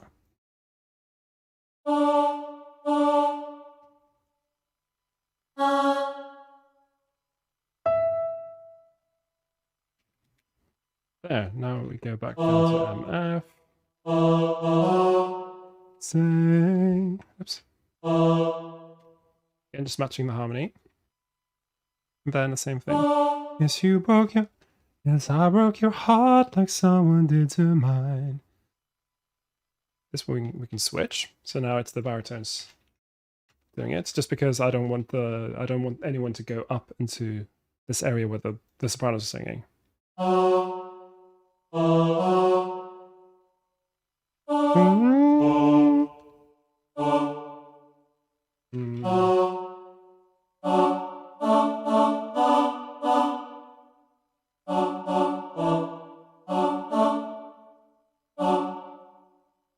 There we go.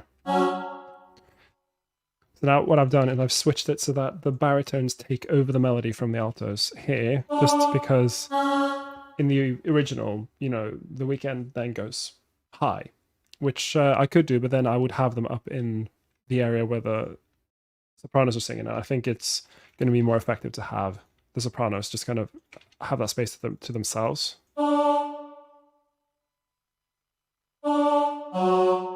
In this range, the baritones will ring out just a little bit more than the altos.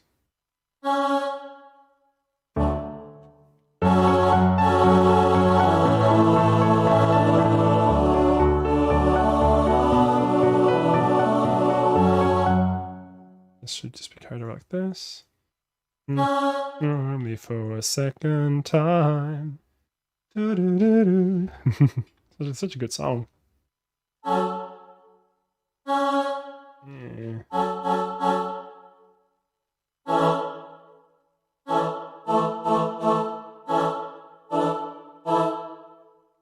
That goes back to here.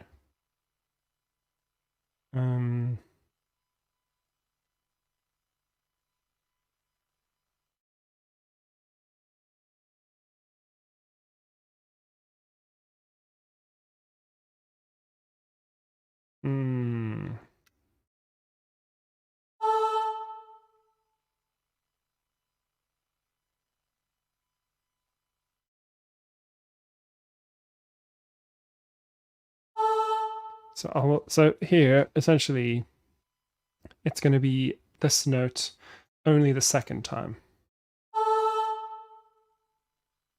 And I want that to be clear from here, that they don't sing it the first time. So I'll write second X only.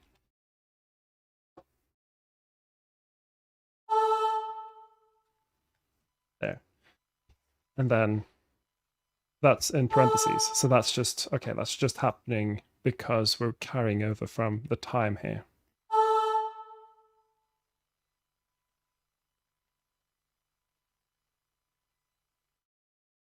And you can set this up in the playback in the program as well. So this is the arrangement.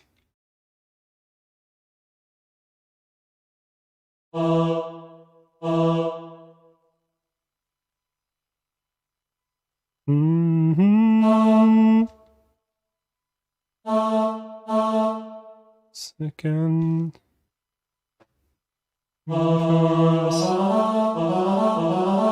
Setting him up properly here on an A. That I should stay. Oops, that wasn't supposed to happen. There. So I'm just setting them up so that they all end up on similar notes here, so that I can just reuse this whole part and don't have to rewrite anything. You can go into the inspector, so home, inspector, and just have it not play on the first pass and then only on the second pass. And that way, it should work quite nicely.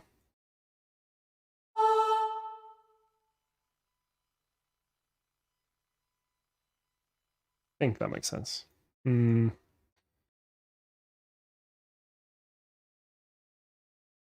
Other dynamics MP.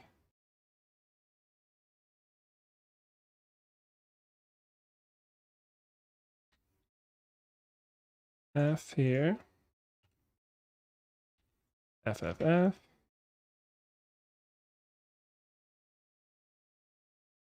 Going down again towards the end, maybe there.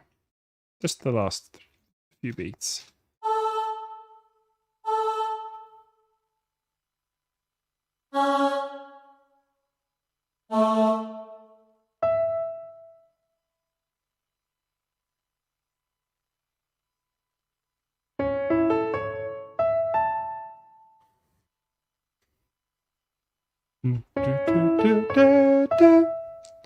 And then I set up the piano accompaniment as well, because I want to give the pianist a chance to move their hands into position. And it's going down all the way there.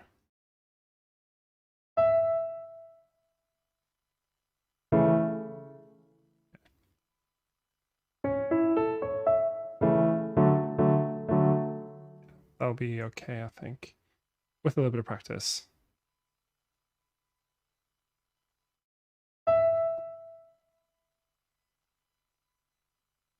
Cool, let's listen to this with the transition.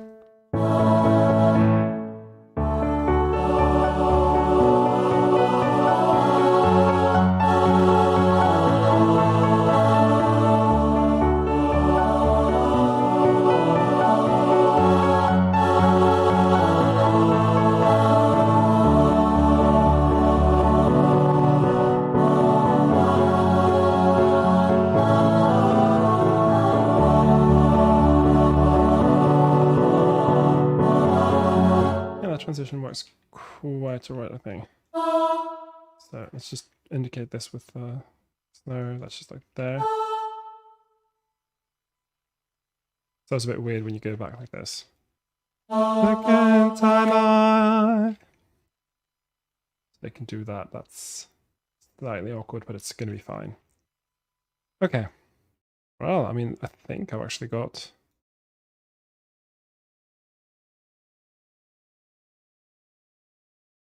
What am I missing? Ah, okay. So I've only got the last little extra bit. For another. This. Just an extra little tail to one of the choruses, and I think I actually will just do it quite simply here as well. Or another. Others that are much too late. Do I have any Weeknd fans in the chat? Anyone familiar with the Weeknd's work?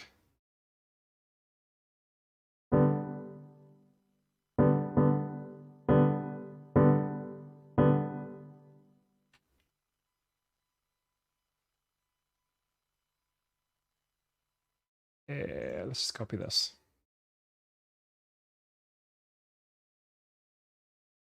We're at F.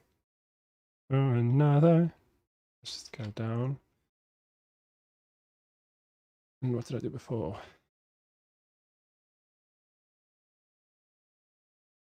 Okay, I see. So it's in the sopranos. I'm going to see if I can just spot, because I don't want to make it too tricky by changing things slightly in this situation. Let's see. So it's the sus, then the chord. Okay, that's the arrangement. Let's just get that over here.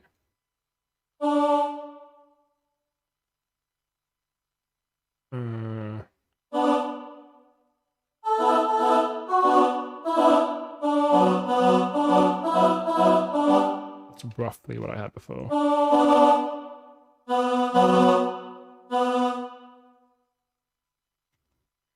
Like so.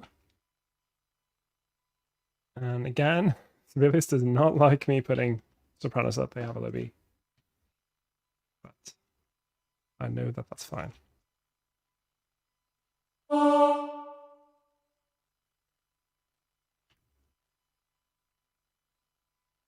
I'm actually gonna do an arpeggio again here. So Ria,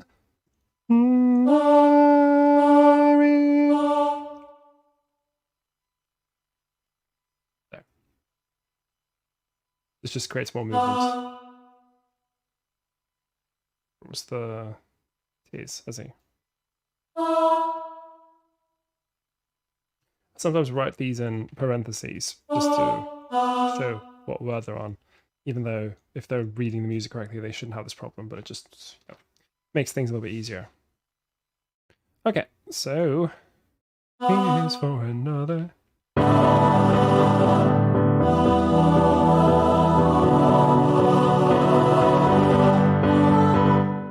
So I'm kind of tempted to do this isn't as common in pop music, but like I want to do an ascending bass line.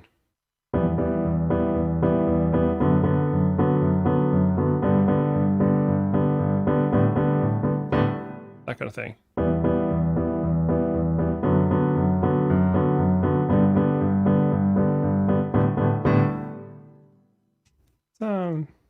Doesn't sound too classical, does it? I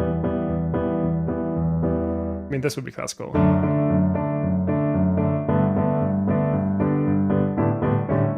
That would be classical, but I'm wondering if just having this over F sharp is just gonna create more of a shape to the bass line as well. It's not like the piano player has loads of complicated things to do, so could throw in a little inversion. Why not? So it'll be this.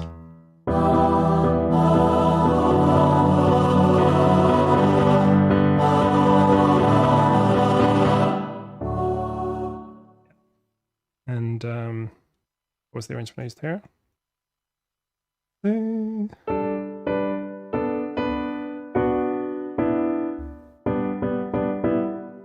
Yeah, there we go.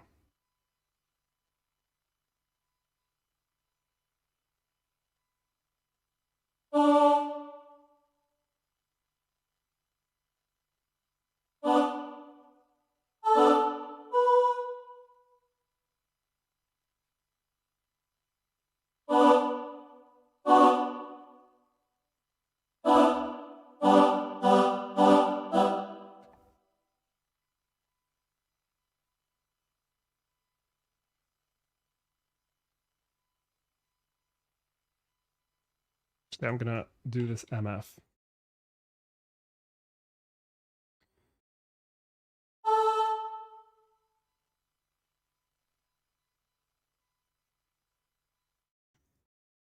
I don't need to restate that. Actually, I do. I think so.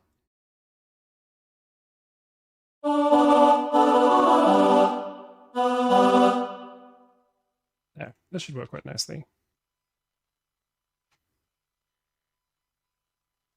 With sopranos in the actual range I want them in. F.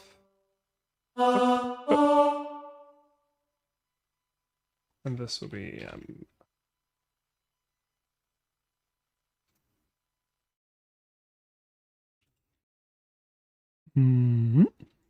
let's listen to this.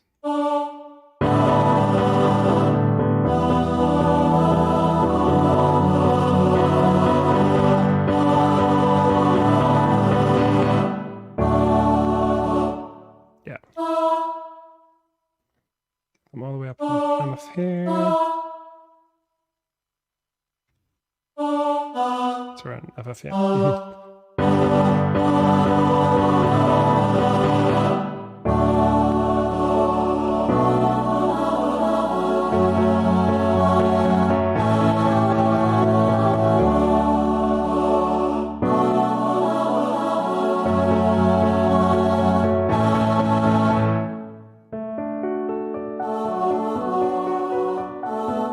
Okay. Wow, I think actually, have I really done everything? I've not done the intro. Okay. So the intro in the original. Well, please next time you can include me also. Sure. Okay, so the intro in the original.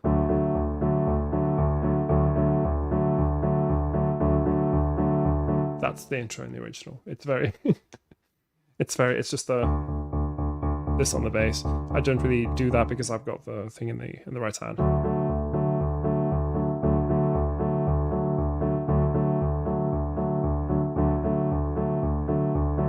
So I might just do that. Maybe just like 2 bars. Like it's just a way of establishing the key of the song, kind of setting up the style. And I'm just doing it so simply. It's almost a bit embarrassing how simply I'm doing this, but like so. So maybe this would just be fine.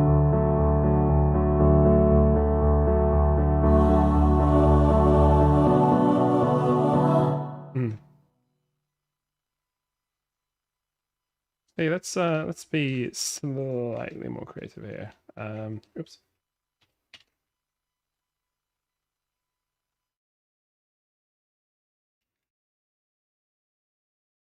Ooh.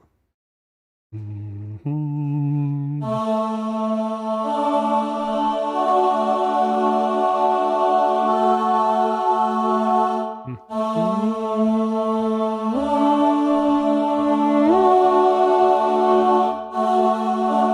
So I introduce one part at a time. So we start with ooh.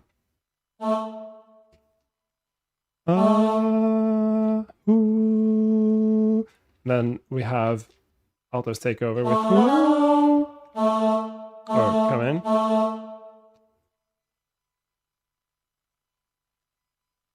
So.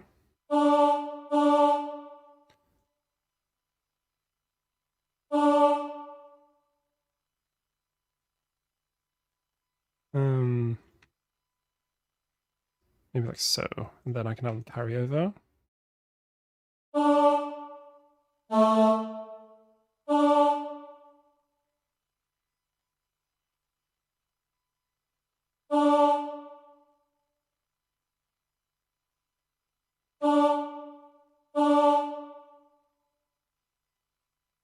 It's the way of creating some texture. Again, this is very simple stuff. It's not, you know, anything that's gonna win you an award.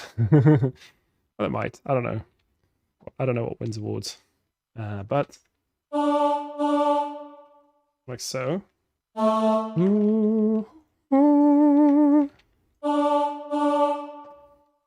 Maybe a little swell here.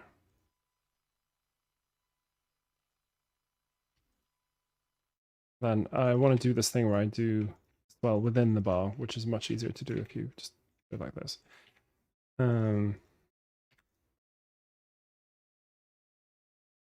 There. Now, what this does is it creates just a bit more texture in the intro, so that it's still quite simple. I mean, this intro is like almost banal, but it's you know, it's enough just to get to set the mood of the song.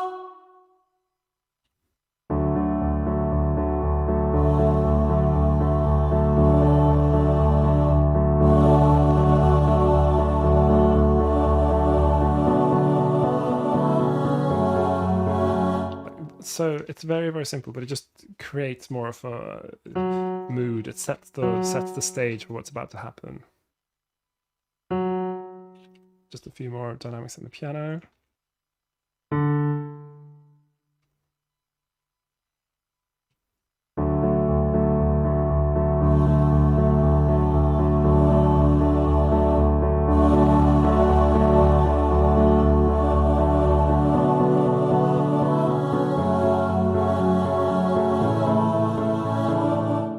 I'm quite happy with that.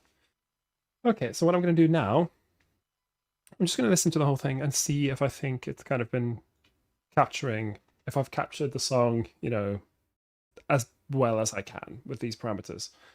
Yeah, I mean, I've not even done this for 2 hours, and it's basically it's basically almost finished. I guess I, you know, very deliberately chose simple solutions today. So, of course, if you spend more time on it because you put, you know, try to make things a bit more different, like you write more interesting accompaniment, for instance, which I've definitely not done. I've kept the accompaniment simple to the point of being, you know, grade 1. But it will work, and it does. I mean, this is what the song sounds like. This is what the original accompaniment kind of sounds like. So I feel like, well, that's what the song is. So let's have a listen to it again.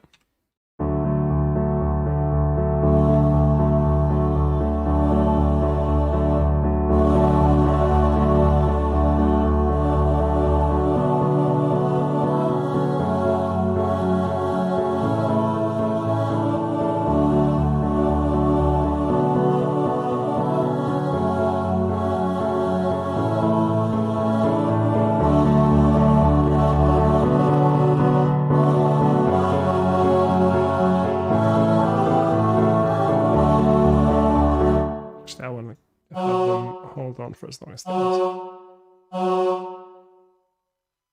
It just makes a bit more sense, particularly because this is on a diphthong. And diphthongs, you know, run away. It's got that E, and I want to make sure that they put the E's.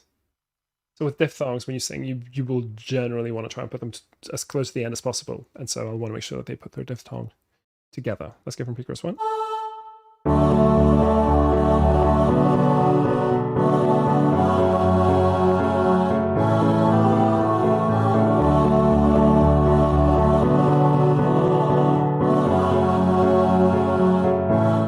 Happy with this open fifth, actually. Let's put these guys on the third.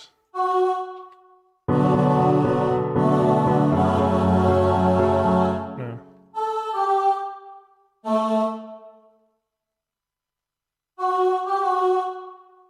Do this. Just listen to the vocal parts.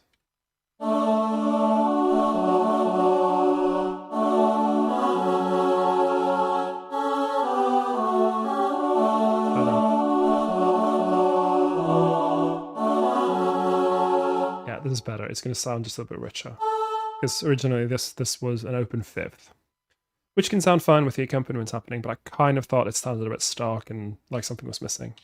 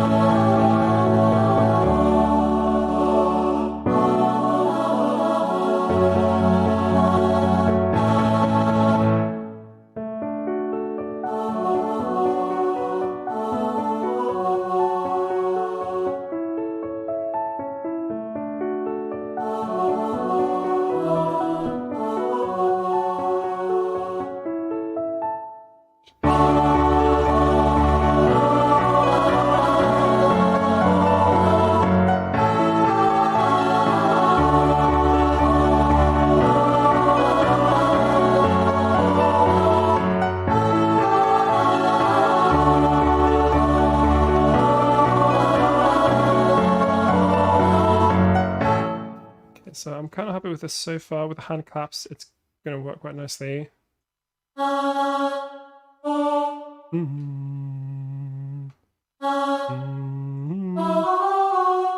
This is, it's sounding a bit naff. I'm going to do this instead.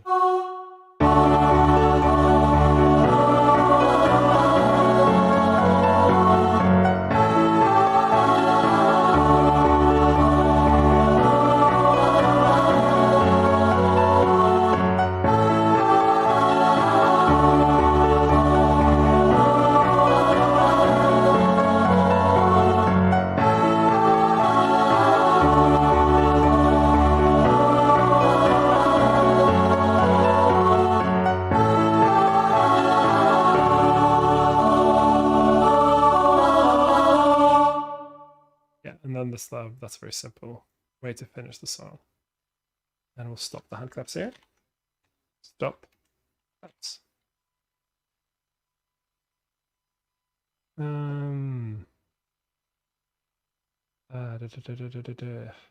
there anything else? I kind of thought this kind of was fine.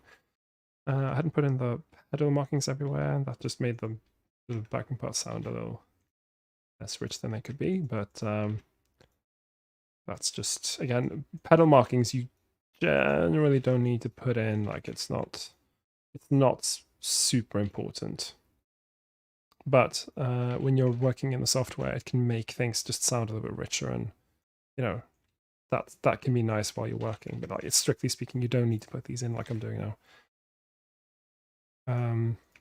Piano players will tend to put this in automatically, like we're quite used to, you know, hearing that. Okay, this needs pedal. This does not need pedal. Depends a bit on the style. You know, people have very strong opinions about whether or not you should use it while you're playing Baroque music, or, you know, there's a lot of opinions when it comes to pedal usage. We got Michael in the chat saying, late to the session, so just a hello. Yeah, well, Michael, you know, I've been extremely efficient today because I'm actually almost done already. Yeah, it's normally it's taken me a lot longer, so I think I just was in the mood for keeping things extremely simple today, and so I ended up basically just going through it really quickly. Yeah, I'll just put in the pedal because why not? Why not? There, it's all here. Okay.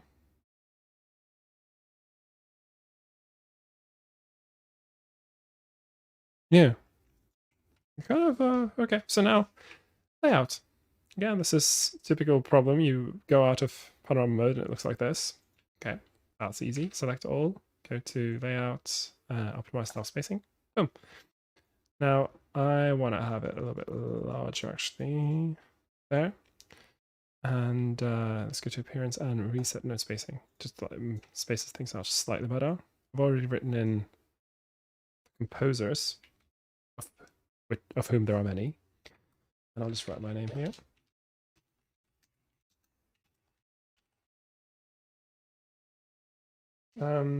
Michael asks, missed most of this. Curious as to why you've done piano with this one.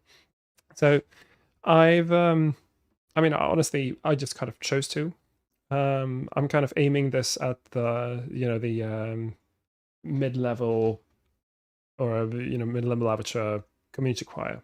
And so a lot of those choirs will use piano for accompaniment to take care of that. And then, so I just wrote a very simple piano part, just to make it more, you know, interesting for choirs with that kind of setup to buy. So it's not, I could, honestly, I can do, you know, SSAATTBB arrangements in these sessions. I'm thinking, because I'm not writing for anyone in particular, I'm just kind of thinking, right, what can I write that will be attractive, you know, for potential customers to buy? And so I'm being a little bit like that. I'm thinking about, will someone be interested in buying this?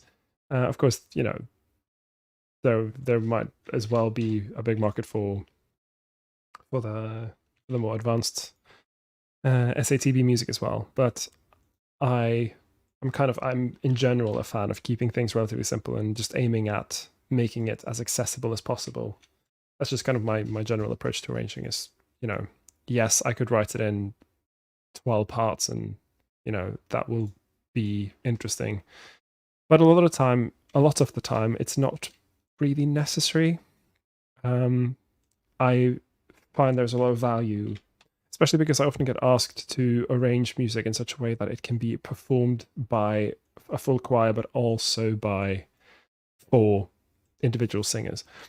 So I kind of take that with me when I'm doing my arranging in general. Is I want to make sure that this is as, you know, as easy to get together as possible. Even if you don't have a lot of singers, if your singers are kind of okay but not super great, like I still want them to have an arrangement that will work no matter what.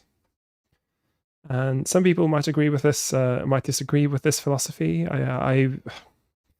Pet hate of mine. I actually get served quite a few professional choral scores to sing where the voice leading is out of whack, where I'm not really sure why they've arranged it the way they have. They might have written the tenors above the altos for no discernible reason, and it's just it doesn't really. It's kind of unnecessarily complicated, and like I think it's very important to differentiate between complicated music where it's justified and where like you have something very specific you're going for, you know how to achieve it, and you know how to get that from the singers. And sort of complicated music where I kind of get the sense that this is complicated because the arranger doesn't really know how to write properly for voices. And I have been served scores like this right up to like the higher level. Like it surprises me, and so I'm very actively working against that. I'm very actively trying to make people think, keep it simple, keep it to the point where the singers basically almost don't have to worry about the notes or the sheet music. They look at it once, they know it, and they sing, and all they're focusing on from then on out is performance, interpretation, blending, all that kind of stuff, because that, in my opinion, is what's exciting about choral music. It's not, how advanced it is or how tricky it is. Like I don't really give so much value to that. And again, that's just a taste thing. I know that some people may disagree with that notion, but I would rather you write simply and and focus more on what is the material and will this be easy to deliver to the audience without it kind of being very tense, because the singers have to focus so much on tuning, or they have to focus so much on remembering this one little bit that was slightly different. And yeah, it's kind of, it goes into like my philosophical approach to music as well. And I am not always going for the smartest, most intelligent show-offy kind of way to do music. There's not necessarily anything wrong with that, and people do respond to that as well. But for this kind of thing, where I'm arranging Save Your Tears by The Weeknd for a community choir, it's not really the stage for me to show off how great of an arranger I am and how many notes I can put into this particular chord. While I've been going off about my philosophical approach to music, I have actually kind of finished doing the layout as well. It's more or less here. So I've got a little bit of extra space at the bottom here. You can probably afford just a little bit more, actually. Maybe like 38. So. Marcus says, singers will thank you. Well, I should hope so. Anton says, I found your channel very recently and just stumbled upon the stream. Very helpful and great content. Well, thank you very much, Anton. I appreciate it. This stream has turned out quite short, and I know that's probably actually a good thing. So I've been meaning to put together a few more highlight reels of my previous streams, because I do realize that for some of them, especially the early ones, they are extremely long, and it's just no one's got time for that. No one's got time for sitting down and watching 5 hours of me working. So I'm gonna see if I can do more highlights. I kind of prefer just like doing this because it also means that I get more arrangements together. Like this is pretty much done. I can publish this now and get my friend Therese to sing the soprano and alto parts if she's got time, and this will be this will be accessible for most choirs, really. Most mixed choirs with an accompanist should be able to put this together and get something that's a good performance. But yeah, guys, I think I basically finished this arrangement, so I think I might just call it for today. Got a bit of stuff I need to sort out for the weekend as well, so that's kind of good. But yeah, thanks to those that joined me, and I hope you learned something. I hope that you found the stream useful, and do check out my other videos if you got specific stuff you're wondering about. I've covered loads of different aspects of chord arranging, and do make suggestions if you've got stuff you want me to cover in future episodes, because I'm quite open for new suggestions for repertoire, or our specific parts of the arranging process. I know someone mentioned recently that they were interested in rehearsals. How do you get a good performance out of singers? Which I might do a little video on if I've yeah, if I can find some singers to like help me do it. So it's a little bit tricky during COVID as well, because you're not really supposed to be singing together, and well, you're probably all in the choral sphere, so you know how how it is. Yeah, thank you very much for joining me, and I will see you next week for another stream.